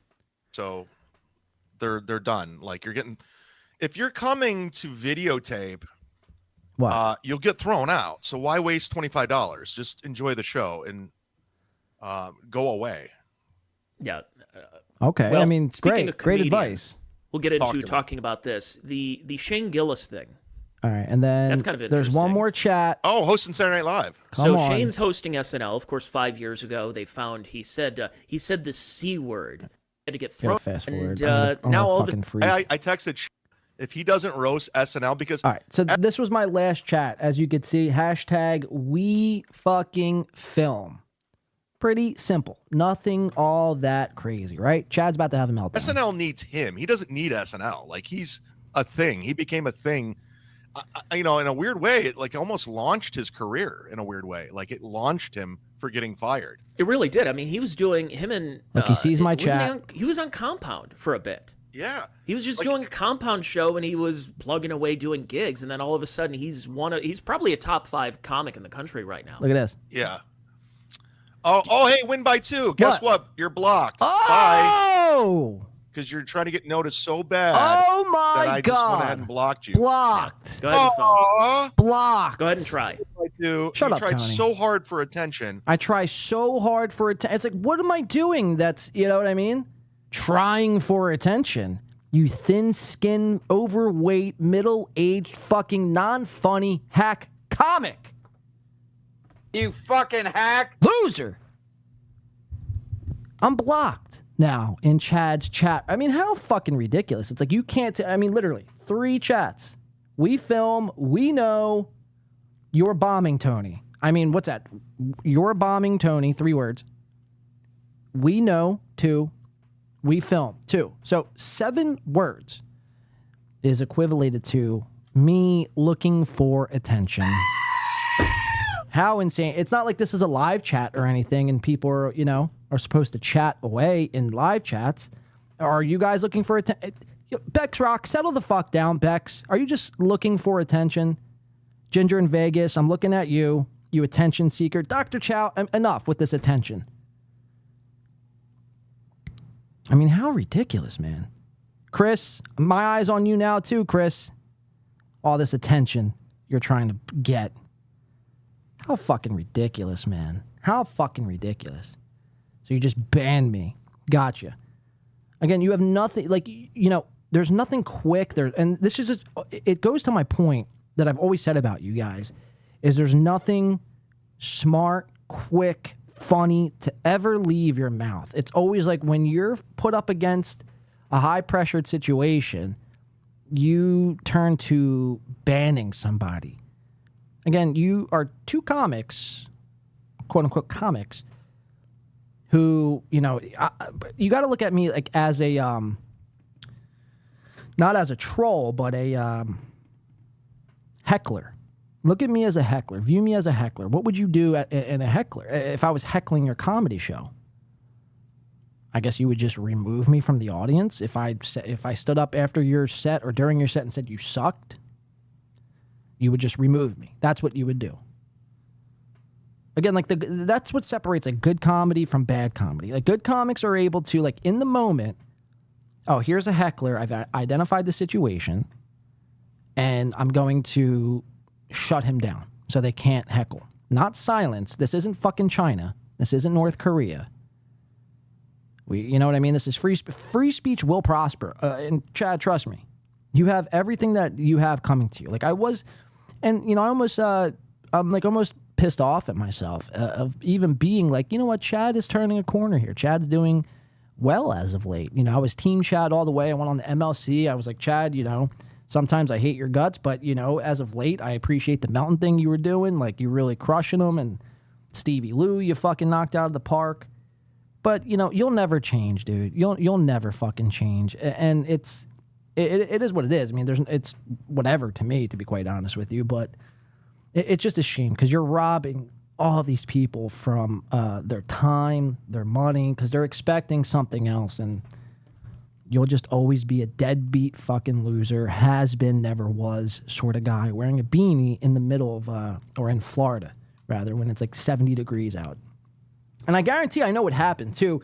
After the last podcast, Mazer probably went up to you and was like, listen, Chad, I can't, you know what I mean? It's uncharacteristic of me to have this sort of, you know, historic meltdown on podcast. I can't, you know what I mean? Like I'm a calm, cool, collected guy.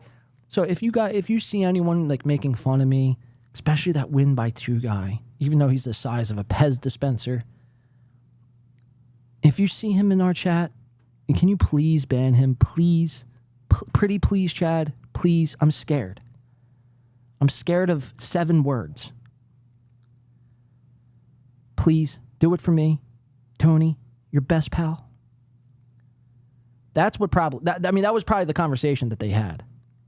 Because, I mean, why else would you go to extreme lengths to silence my, again, it's not like I was even doing hard troll. It's 7 words. You're bombing Tony, 3. We know. 2 more, that's 5. We film. Hashtag. So add the hashtag. We'll say 8 fucking words in total. I'm gone. So, guys, you know, don't give up on this pressure. Don't give up on this assault. Just because I'm out of the game, you got to go even harder now. You have to pick up the slack. I got to see tomatoes every other fucking chat. We have to really get into Tony's fucking head. They can't get off scot-free. You can't ban all of us. And that just goes to my other point about filming comics. You can't arrest us all. You can't kick us all out of a club at once. You can't ban all of us because then there would be no show. So we have to pick up the pressure, keep up the fucking assault, keep up the tomatoes. We love to see it here. I'll give one in solace here. There's one right at Chad and Tony. But yeah, there you have it. I was blocked. I was silenced. My voice was muted. Pretty disingenuous. To get notice in something, and I blocked you, and I'll never speak to you again. Bye. Aw, Bye-bye. Chad. Bye-bye.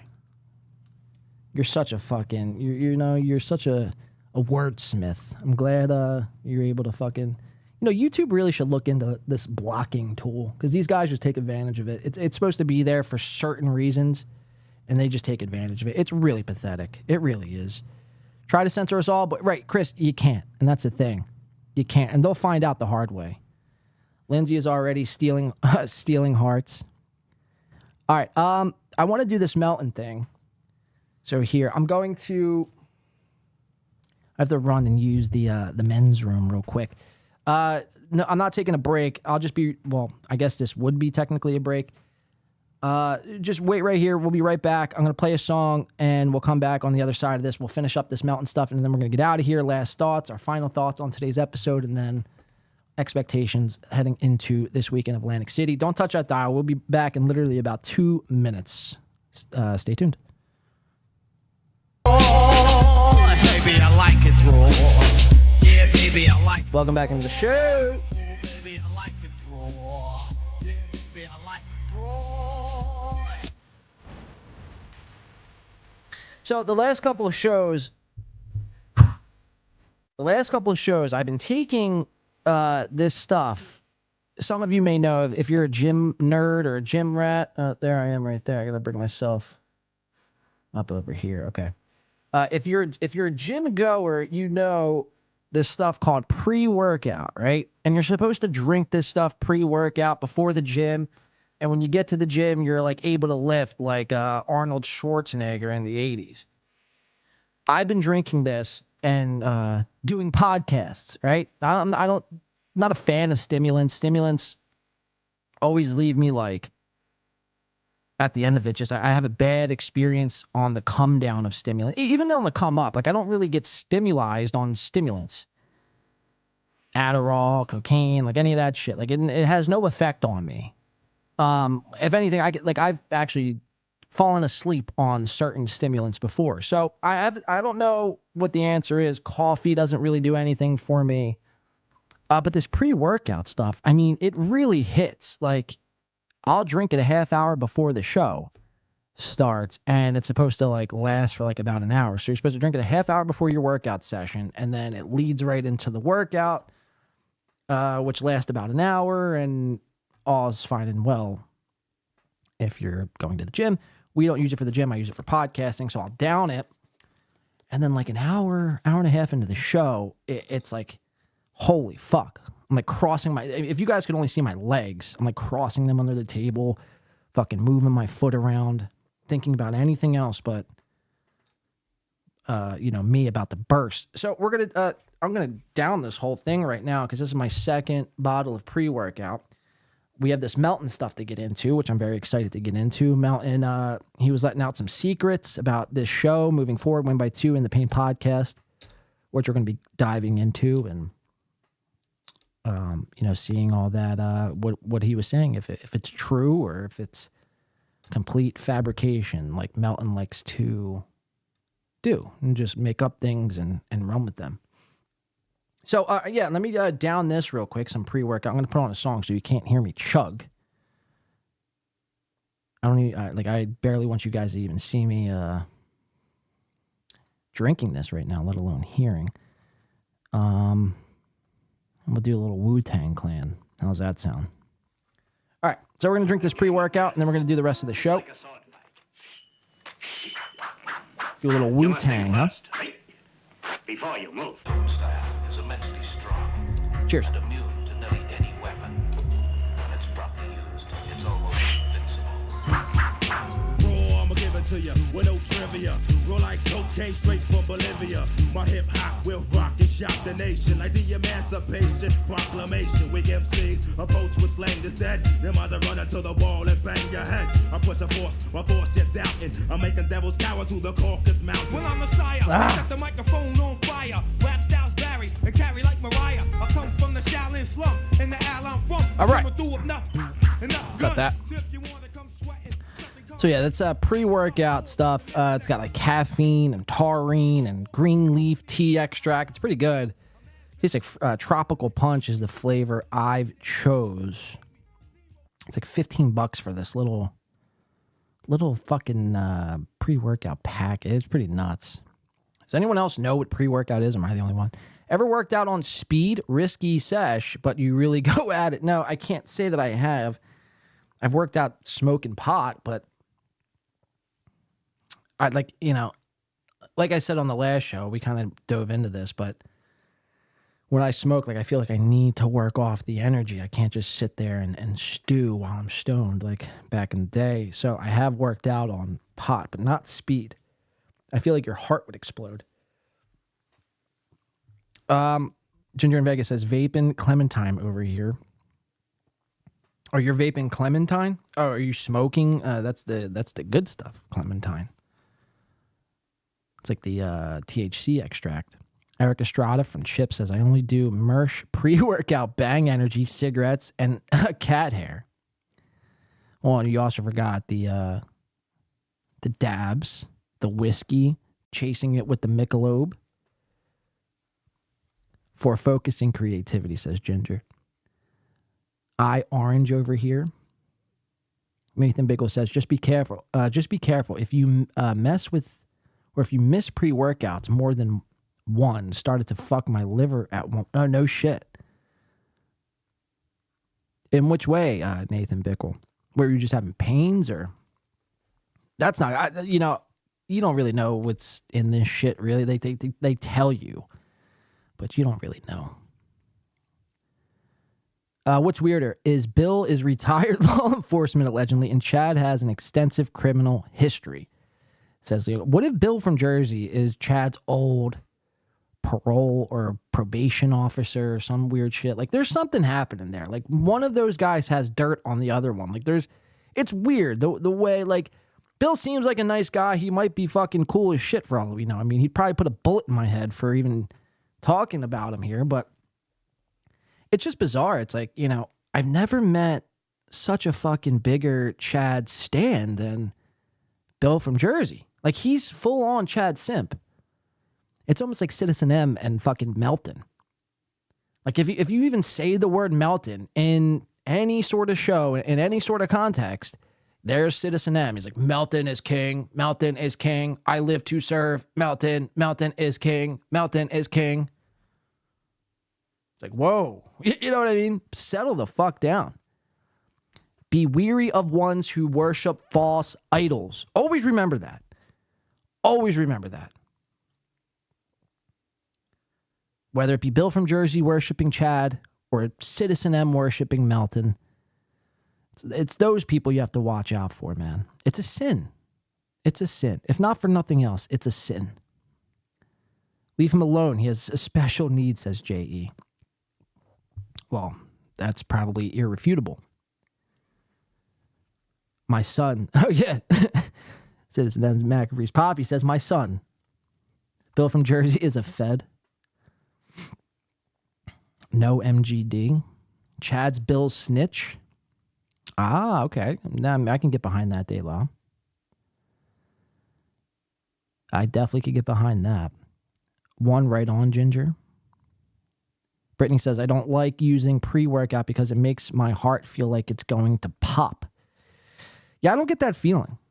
Like I said, you know, stimulants really don't have that sort of effect on me.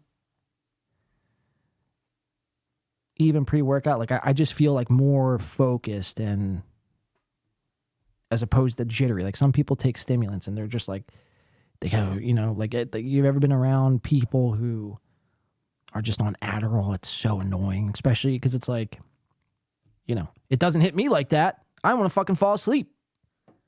These people take it, they're fucking painting the ceiling, they're fucking, you know, tearing up carpet, searching for fucking who, God knows what in the carpet. They're always looking in the carpet. People on stimulants are always searching in the carpet. It's like, what the fuck is in that carpet? There's nothing. Why are you, like, I could see. I see the carpet. I'm touching the carpet. You know what I mean? There's nothing there. You know, what are you seeing that I'm not seeing? It's like all the time. They're doing the most bizarre shit. I've taken Adderall like 3 times in my life, and I sit there, I'm like, is it supposed to, I mean, when's it supposed to kick in? It feels like I just drank some chamomile tea. Bizarre.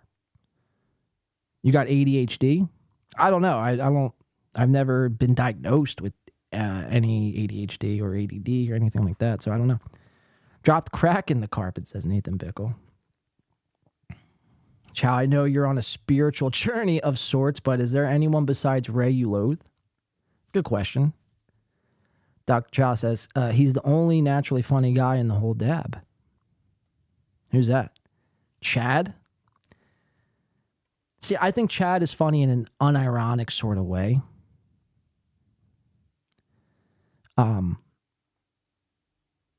Like Chad is, I don't think Chad has ever done anything funny as it pertains into like a joke sense. You know what I mean? There's no like funny jokes he's ever done. Like, you know, when he makes fun of like Chad at his best is when he's making fun of Steel Toe. Much like Melton at his best. Patrick Milton. But it's like almost, if, you know, you take Steel Toe away, it's what is Chad, what is Melton? And it's because, you know, we hate Steel Toe more than Chad and Melton. So it's like almost they appear to be more funnier than Steel Toe. It's actually it's a pretty slick trick, if you ask me. But, I mean, if Chad's not doing a stunt, again, it's almost like Ray. Like Ray, I'll admit, I laughed at watching Ray last night when he was talking about Ary Jane looking like a lizard of sorts. That got me. I don't think I've ever laughed at Chad unless Chad was throwing a chair or yelling at Melton or showing up with black eyes. You know what I mean? Maybe we can agree to disagree. I guess Brennan is as despicable to me as Ray. See, I think Brennan is, like, when Brennan goes full fucking rage, Brennan to me is hilarious, much like Stuttering John. But they're capable of being funny without the stunt. You know what I mean? If that makes sense. Like, Kevin Brennan doesn't need to get up and throw a chair in order to get a laugh.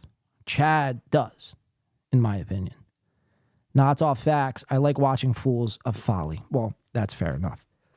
I thought I saw someone, too, come in. Aristocock TX says, I'm a Fed. You're all busted. Investigation busted. All right, well, let's keep our eyes on Aristocock TX. And let's all be on our best behavior. Cut off the narcotics talk. Cut off the stimulant talk. Let's just move on. And all will be well. All right, so I want to get into this Melton stuff here as this pre-workout is coursing through my fucking veins. Patrick Melton, me and Chow were making fun of the venue, the Nerd. Go back, watch last episode. And you'll see this place, the Nerd. It's got a mechanical penis as its like main attraction. It like promotes that it's one of the only places in the world with a mechanical penis. Come to the Nerd today to shake Chewbacca's hand or have a, drink with Darth Vader. It's like, I'm good. I'll pass. I don't need to have drinks with, Yoda. I'm going to be 32 years old. Yoda and Darth Vader and all those people, Jabba the Hutt, that was cool to me back when I was like 16, 17. I've since grown up. Especially now, too, where everything, try to watch a modern Star Wars flick. It's so fucking bad. It's so poorly written. There's always some sort of political agenda and messaging involved. So it's like, okay, you got to get past that. And then you get to the movie part, and then it's so fucking nerdy. It's like, you really can't win. But I'm going to be damned if I have to fly out to Vegas to share a drink with Darth Vader. Again, I'm not fucking 12. That's cool to somebody like Ray Devito or somebody who enjoys watching puppets. Not me. I'm good. So Melton got all butthurt because people are making fun of this event because it's gay. It's super fucking cringe. And again, we have to remember all the events leading up to this point, Melton would be Mr. Tell It How It Is, Mr. Make Fun of Your Events, right? The Steel Toe Stonies event. That doesn't sound right for some reason. But the Steel Toe Stonies event, he criticized and mocked and ridiculed. The first AC trip, I don't think he did because he was going. The Pottstown, there was probably clips of him making fun of that. But when people make fun of his event, it's, oh, you guys are fucking gay. You guys are the nerds. You guys are the pores. It's like, that's funny, dude. It's like double speak. It's like, again, it's kind of like my synopsis on all of these guys. They make fun of Steel Toe in this instance, and they wind up turning into Steel Toe. This is where we get in the last hour. It gets a little desperate. Let's go on a roll. So we're going to watch some of that right now with Melton, and then Melton drops this little nugget of information here. pertaining to Win by 2, which, by the way, if you haven't hit the like button or subscribe button today, what the fuck are you doing, Aaron? Let these guys know. Everybody else, go subscribe to Win by 2 Radio. I like him. He's always fun in the chat. He's always a good dude. He busts balls once in a while, but in a fun way. Right. So, yeah, what are you doing if you haven't yet did that already? Let's watch Patrick C. Melton. I'm a fucking dork nerd. Try to own all the trolls. 1 and 2, we've been covering this the last couple of weeks. His continuation of cucking for the one they call Carl. Carl Hamburger from WATP. Who are these podcasts? One of the biggest nerds. Again, I won't let these nerds fucking prosper. I'm like a samurai standing in these nerds' way. I'll fight them all off if I have to. You know? Fuck the nerds. So we're going to watch Melton run cover for Carl, simultaneously own the trolls, and then drop this little bit of information on Win by 2. Let's check it out together. I had this dabble point I wanted to do too. We'll save that for Sunday because I got to get out of here. I got shit to do today. Yeah, it's 1:45. I only I gotta move, baby. All right, let's do it. So this is Nobody Likes Onions. Let's watch. Hey, Mom's gonna gang to everyone going, why aren't you making fun of David? Did he just fart? Or is that me?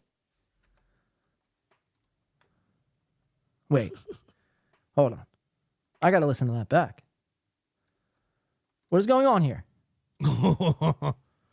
All right, I'm getting matches and we're lighting the candle. I'm waking up. We're going to have a great show. I completely forgot that you hadn't left to do All right, guys, we are going to light the candles. I know we've been teasing it a long time, but it's the lighting of the candles. Do that yet. We got a hockey mom. I know, I'm impatient. The hockey mom's going to gang back. Everyone going, why aren't you making fun of Did you guys hear that or is that me? Watch, I'm gonna mute my mic.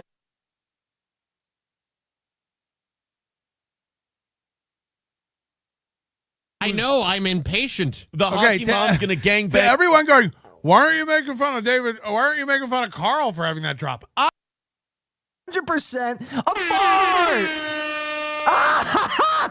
I didn't even catch this the first time around. Holy shit. 100% a fart, says Lance. Wow. Watch, I'm going to mute again. Listen again close. The candles. Do that yet. We got a hockey mom. I know, I'm impatient. The hockey mom's going to gang back. Everyone going, why aren't you making fun of David? Why aren't you making fun of Carl for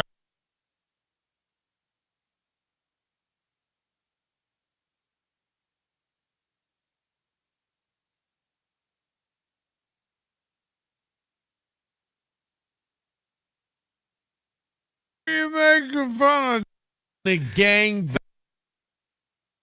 I'm impatient. The hockey mom's gonna gang back. Everyone going, why aren't you making fun of David?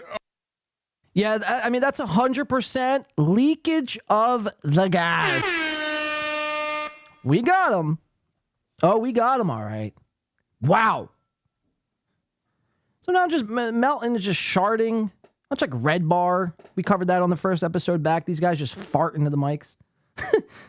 It's pretty funny. Holy fuck. It's amazing. He thought no one was going to hear. But here we are. We have slow down technology. We have rewind technology, zoom in technology. And we're going to play it back once more and listen to it again. Because you thought this was going to fly under the radar. Win by 2 catches everything. Win by 2 catches it all. And we caught you farting.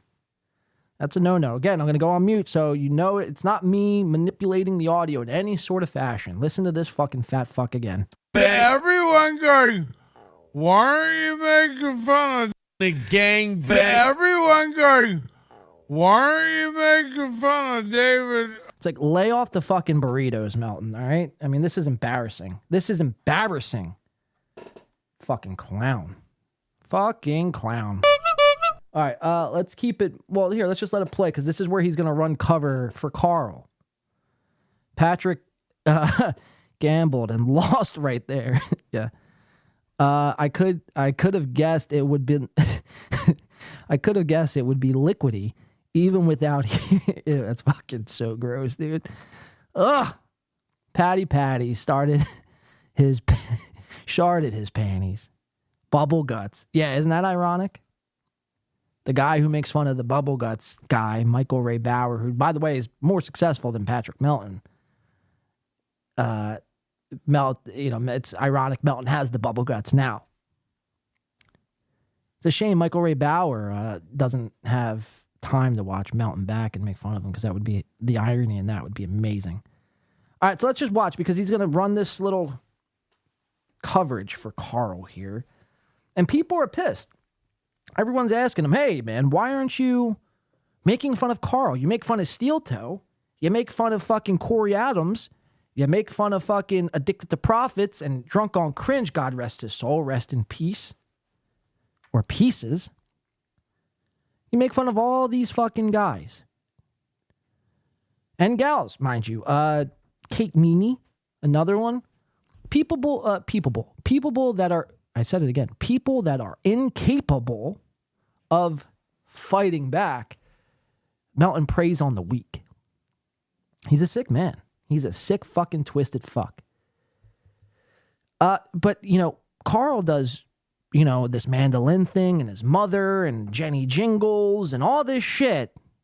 He has the same drops as Steel Toe. And when asked, he gets so defensive and worked up. And I don't watch. He's going to watch. He's another one of these guys. I don't watch his show. That's what he's going to tell us. I don't watch his show. That's not an excuse. That's not a good excuse, first of all. He's booked to do your show, Hack-a-fucking-mania. Where is it at? You fucking hack. He's booked to do Hack-a-mania and you don't watch his show? So you're just ripping the audience off then. What if Carl was, one of the worst podcasters of all time? He was, I don't know. Just imagine not watching someone's show and then booking them for your event. I've booked events before and shows. And there's two things, if not for nothing else, I make sure I do before I book an act. One, that is to listen to said act.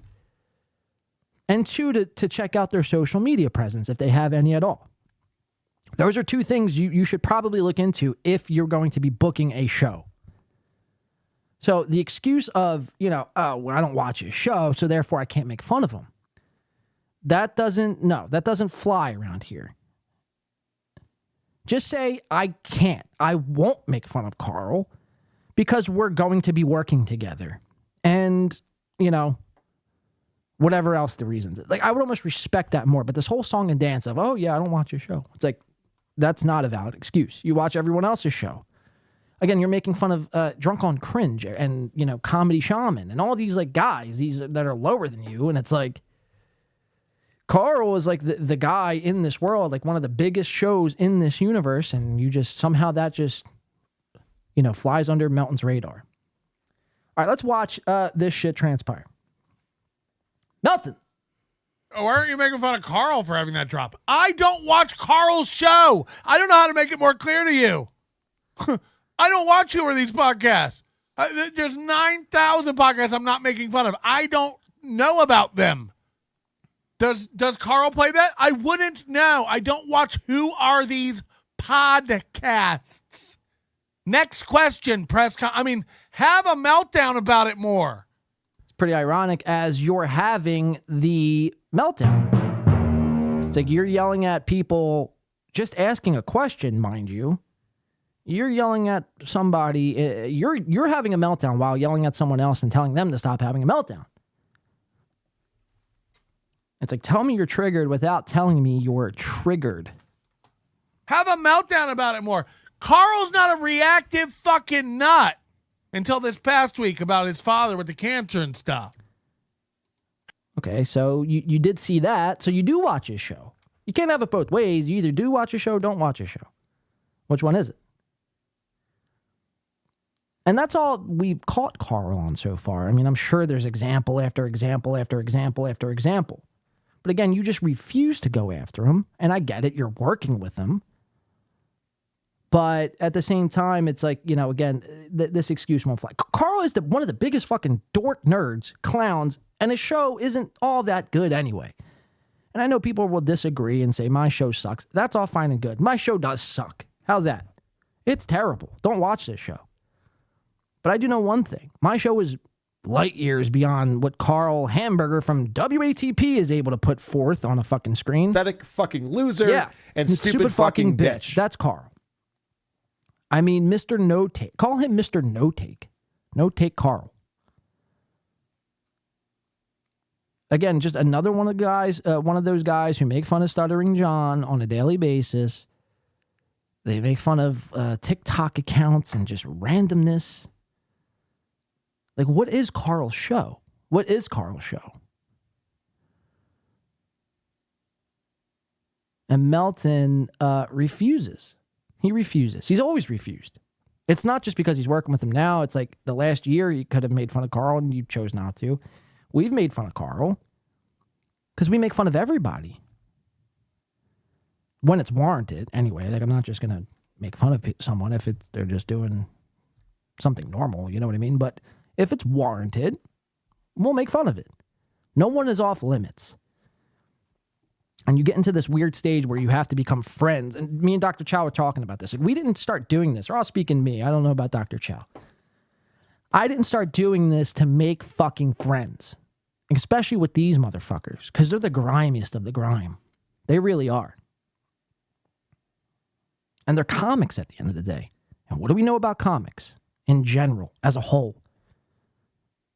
Like 97% of them are fucking liars, cheats, thieves, pedos, some of them. They're just not good people. So I didn't get into this to start making friends, but that's what Melton never, or maybe he did have friends. I don't know. Maybe he did have friends. But none of his friends stick around for whatever reason. I guess the point I'm trying to make is the opposite of what I'm saying is what Melton is trying to do. He wants to make friends and cuck it up with all these guys, and then he can't make fun of them because they're cool and they're doing shows together. It's just some gay shit, dude. It's some really gay shit. Keep watching this fucking, this farter. How come you're not making fun of something you're not completely aware of, huh? I mean, let it go. Let it go. How could I make fun of something I'm not aware of? I had no clue that clip comes from Carl. Okay, but now you do. It's been brought to your attention. Now you've been made aware. Now what? Again, it would be like I would just respect you more if you were just like, I can't, we're working together and I refuse to make fun of Carl, and it is what it is. If you don't like that, tough luck. Hit the road. This is my show. But it's like this whole song and dance. I was unaware of the clip. I was unaware of the clip. Because he has to say everything twice. It's like it's been brought to your attention. There's been multiple people in your chat and your audience probably emailing you in Discord. Hey, check this Carl clip out. Oh, did you see what Carl did today on the Creep Off? Did you see what Carl did today on Point Dabble Point? Melton's like, no, I can't go after Carl. He's a bigger show than me. I only go after shows lower than me. Shows with like 1,000 or less subs, I'll pick apart those shows. Anyone bigger than me, I refuse. Besides Kevin Brennan. But there was a certain point where you were cucking it with Kevin. It's just when Kevin started to call you out is when you start calling him crazy old man. Like, you wanted to be on MLC and have this beautiful, everlasting friendship with Brennan, and you thought you were going to... You met your new daddy. You met your new daddy. I don't know, man. I mean, there's a lot of shenanigans that this fucking Melton, that he's a part of. But one thing is for certain, in his history, every working relationship he ever gets in, everybody always, they're always repulsed by him. They always wind up hating him at the end of it. So is it everyone's fucking problem? Does everyone have the problem Or is it you? Are you the common denominator? Fat boy. Let's keep watching. How come you're not making fun of Carl for that? Because we don't. Because I do whatever I want over here, and you come for it. Eat out of my hand, baby bird. Jesus. And a bunch of 15-year-olds, not on the show, but we're going to talk about that. She's a Minnesotan, too. What a good egg. And then we're going to light this lovely hot chocolate candle and have... I love how the candle's like a tease. Well, Jerry says in the chat, he really didn't want to be on MLC. Kevin wanted him. See, I don't buy that excuse. If he really didn't want to be on MLC, he would have said, I don't want to be on MLC.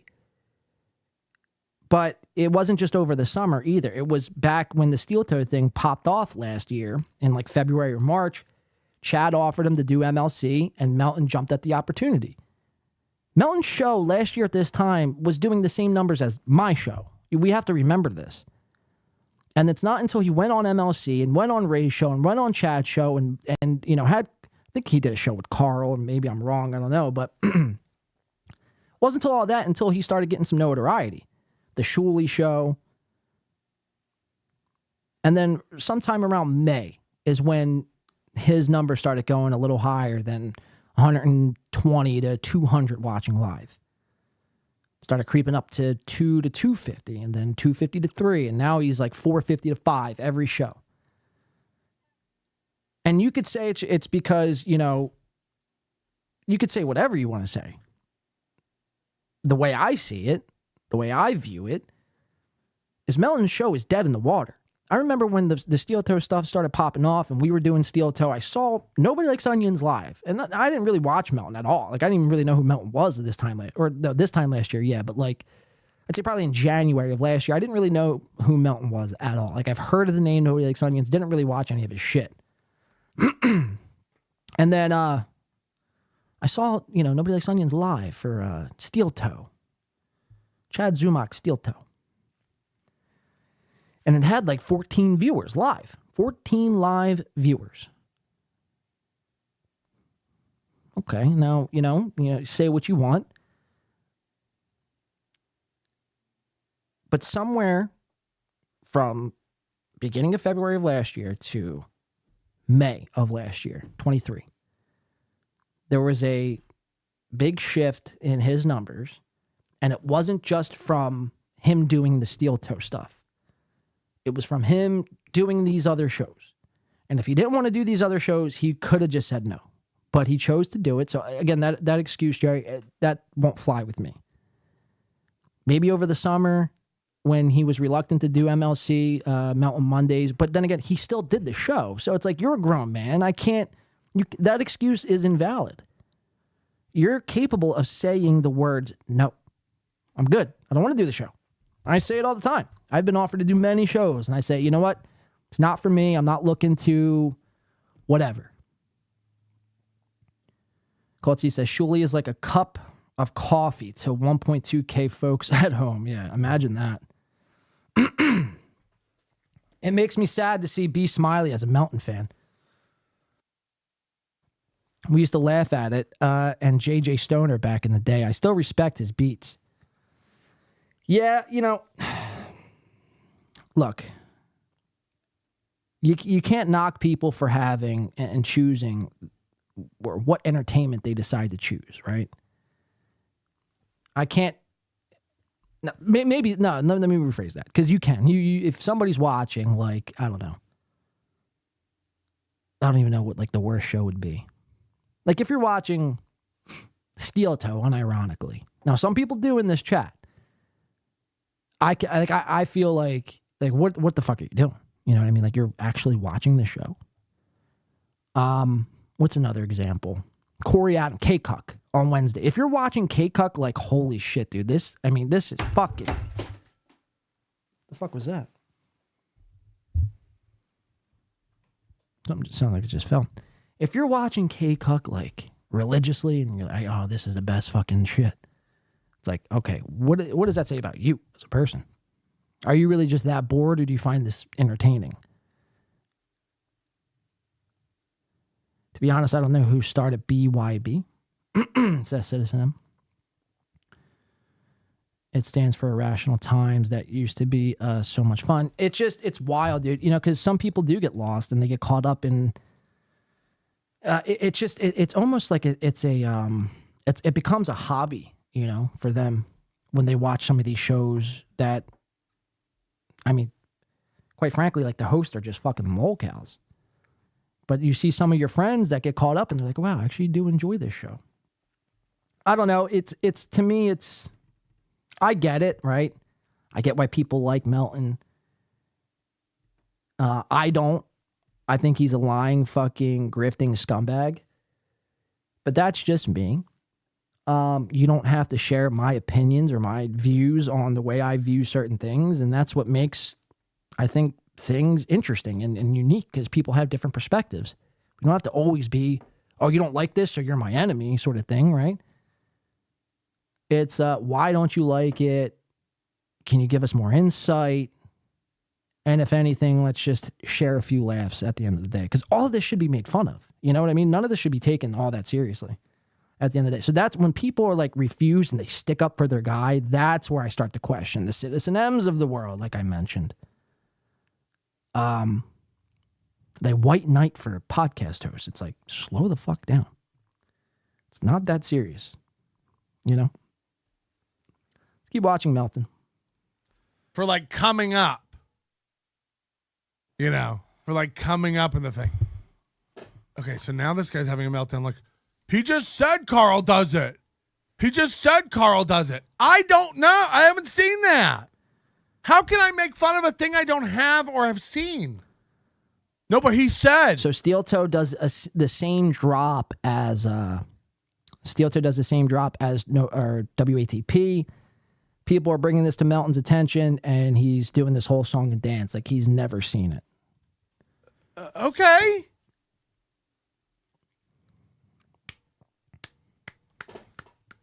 I don't have a clip of that. I don't have. Well, you should pull it up. He mentioned it, so you should go hunt around for a clip of Carl playing that song. Yeah, you should. Because, I mean, would you not do that to, like, if you were, you know, if somebody wanted you to pull up a Corey Adam clip or a Kate Meany clip, you would hunt that clip down and show everyone. So why is Carl off limits? That's the question.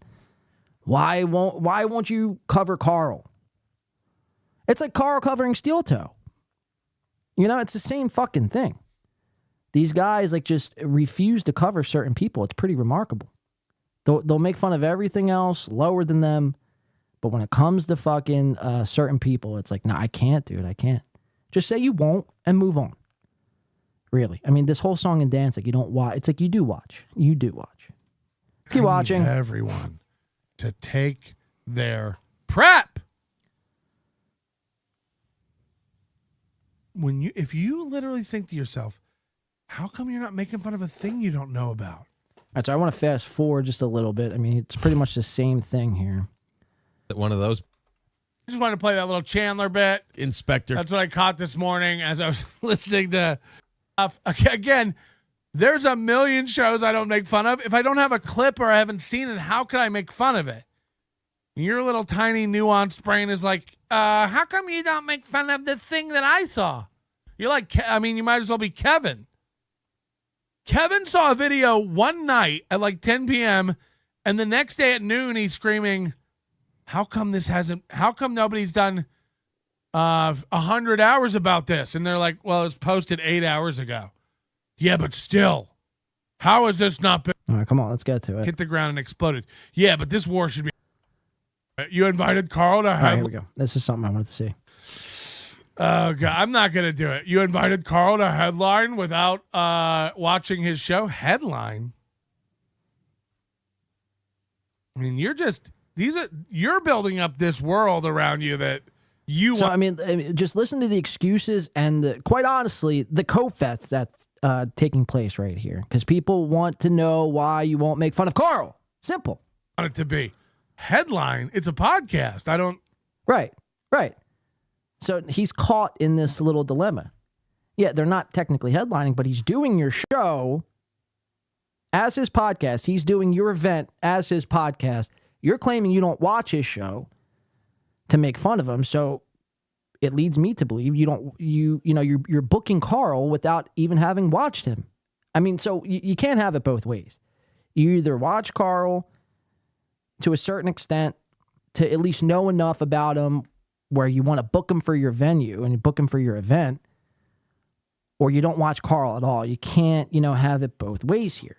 And you're called up right now. And what's a man do when he's called up? He goes to the physical attacks, the physical appearance. Why you're a fucking retard. Why you're a fucking spaz. Watch him do it. Headline. I can't. Look, you can tear it apart all you want. We will. I understand that you're too poor to come. We're too poor. Or too scared to come. Too scared. Or too agoraphobic to come. Agoraphobic. Or you're not allowed to come. Right. Or I understand all that. Oh, can't it just be we think it's fucking pathetic and cringe and hacky and nerdy, and we just don't want to come? Why does it we have to be poor? And all the other shit you said. Again, this is just, a massive fucking cope fest here. You making it up to be this horrible thing so you feel better? And again, you did the same thing to Steel Toe. The same thing. I can't even believe I'm coming to the defense of Steel Toe. Who knows to Win by 2 radio? But you did the same thing. So why is it okay for you to do it? And then when we do it to your event, it's, we're fucking poor. We're this, we're that. Personal attacks. Personal attacks. Better about not, yeah. Everyone's going to have a bad time probably, and it's going to suck. They're going to be drinking and hanging out with like-minded people and just watching shows. The good and the bad, the cringe and the non-cringe. It's going to be, I'm glad I'm not going. Pretty sure Steel Toe said the same exact thing. I mean, this is Melton at his biggest cope fest in my opinion. You are coping and seething. You just can't accept what you're seeing. Melt's just coping. Yeah, he's coping all right. All right, so I just wanted to play a little bit of that, of him kind of doing this whole song and dance on why he won't or will cover Carl.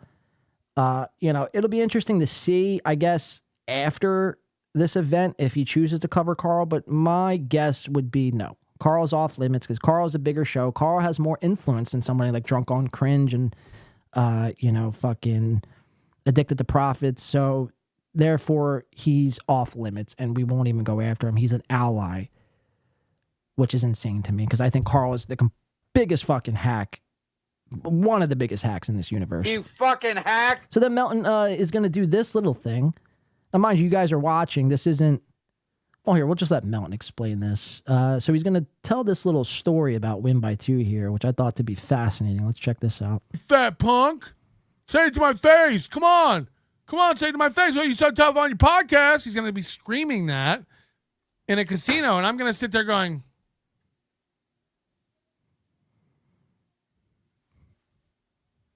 Just so you know, it's going to play out exactly like that again. Do you think I'm going to make a public ass out of myself like Chad Zumach? No. I'm going to behave like a guy with a post-secondary education. Okay? I'm not going to behave like a guy who wishes he still had his Corolla and a condo. I wish it would all. Right, we're going to fast forward some of this. All right, here we go. Check this out.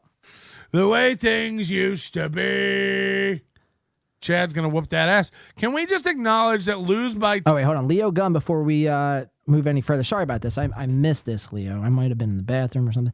It says Chad, for $5, by the way, Leo Gunn. It says Chad refuses to turn the heat on. That's why he has a beanie on in Florida. Yeah, we were watching a Chad clip. And again, he lives in Florida. Somewhere it's like always 60, 70 degrees. What's the temperature right now in fucking Florida? Can we figure this out? Right now it's 45 here on the East Coast. Again, it's going up to 60 this weekend, which I'm very excited for. Traffic and weather brought to you by Win by 2. Other locations. Okay, let's add a location. Where's Chad live? Oh, we'll just put Florida. No, he lives in Tampa, doesn't he? Tampa Tommy. Tampa, Florida. Let's see. I should have did this while we were covering Chad. Tampa, Florida. Where's this at? Tampa. 69 degrees right now. 69 in Tampa. Chad's wearing a beanie. That's amazing. You know, it's 45 right now where I'm at, and you don't see me wearing a beanie. It'd have to be like 20 or less for me to actually put something on my head. But that's Chad. Thank you, Leo. We do appreciate that, man. 69 degrees in Tampa. This dude's wearing a fucking beanie. I mean, how ridiculous. 69. I feel like the weather app is playing a troll on me. 69 degrees. But just like, are you serious? You're wearing a beanie right now? Ooh, my compound subscription just got re-upped. Let's go. If Ray was in English Vinglish, this may be him. If. All right, hold on. We just got an email in. Sorry, we're going to get to this mountain clip in a second. All right, let's check this out. So someone sent us something. Thank you again, Leo Gunn. We do appreciate that. Chad refuses to turn the heat on. That's why he's in a beanie in Florida. Yeah, you got to be able to save money when you have and don't have a lot of it if you're Chad Zumach. I just got an email about English Vinglish. Let's just circle back to this real quick.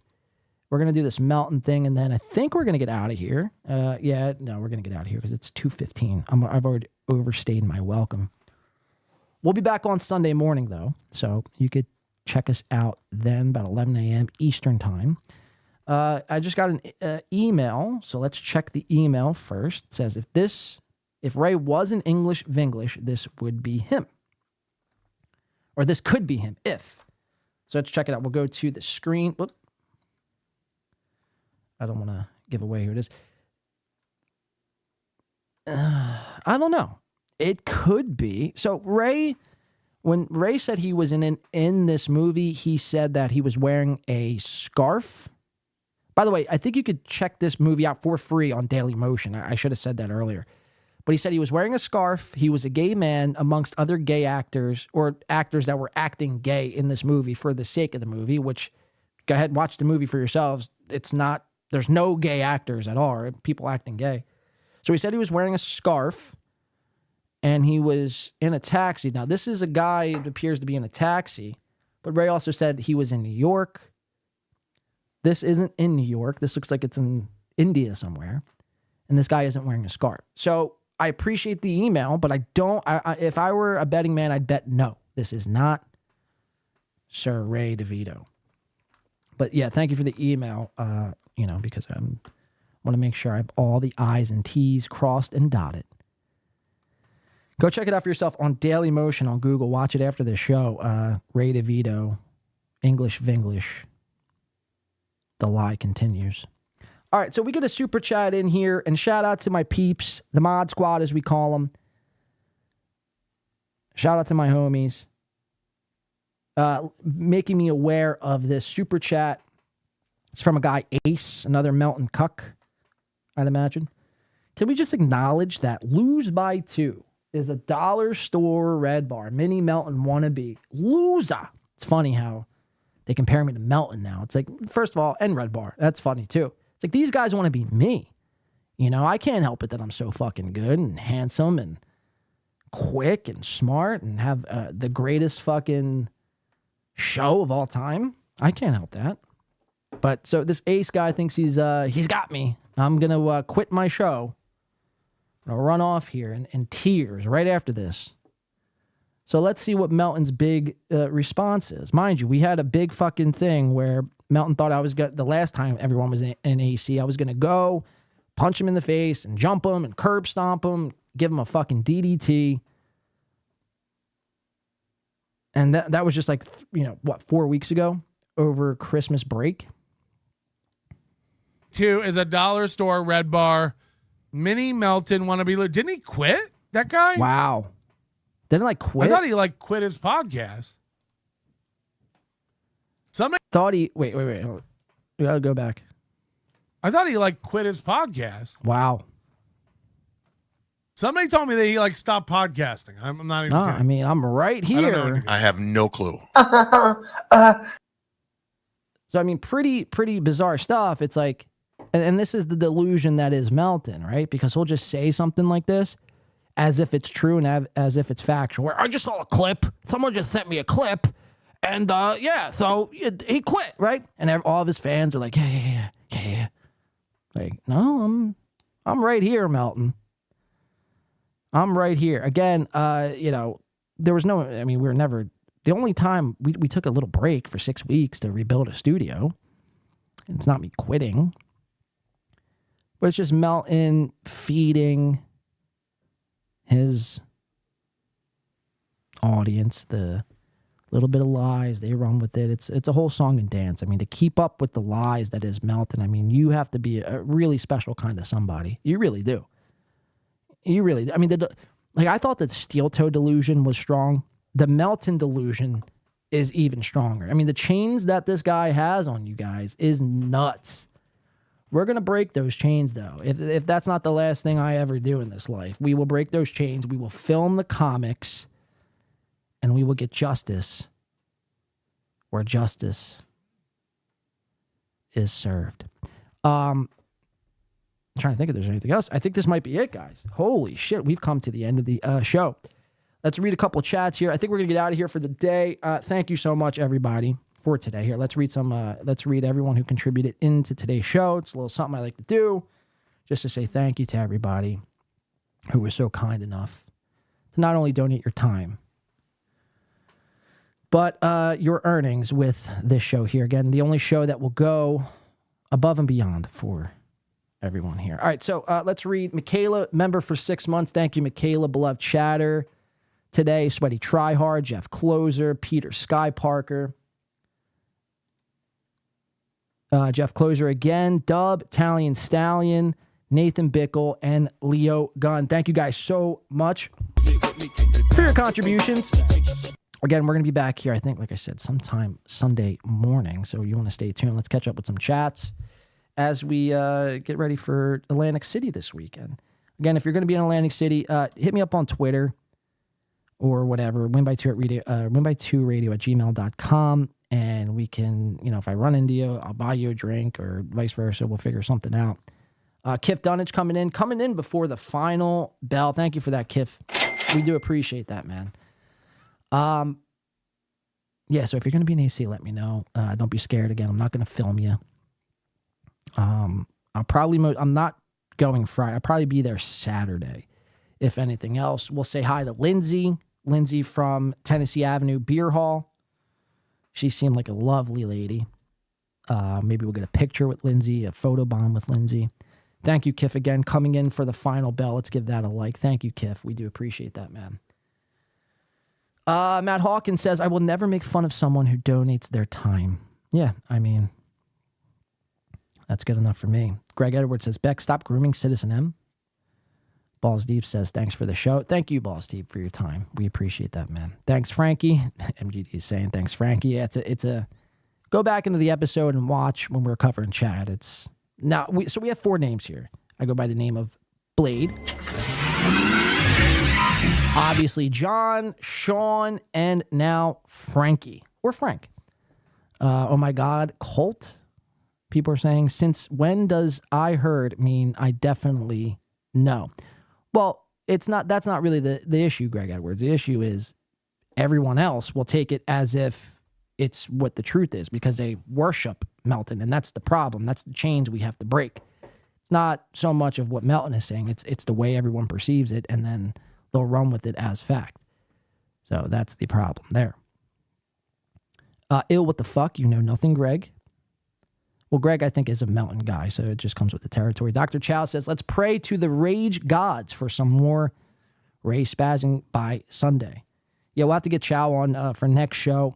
And yeah, hopefully Ray does tweak out, bug out, lose his mind, strangle somebody. I don't know. I mean, I'm here for it, though. I'm here for it. So we'll be watching Ray. We'll be watching Mazer. Hopefully I get some footage out of this whole fucking thing this weekend if I do go to the comedy event. If not, then I'll report back on my adventure. But this has been a fun show, guys. We do appreciate everything. This has been a very fun show. Very fun show. Very fun week. Again, we'll be back here on, like I said, Sunday morning.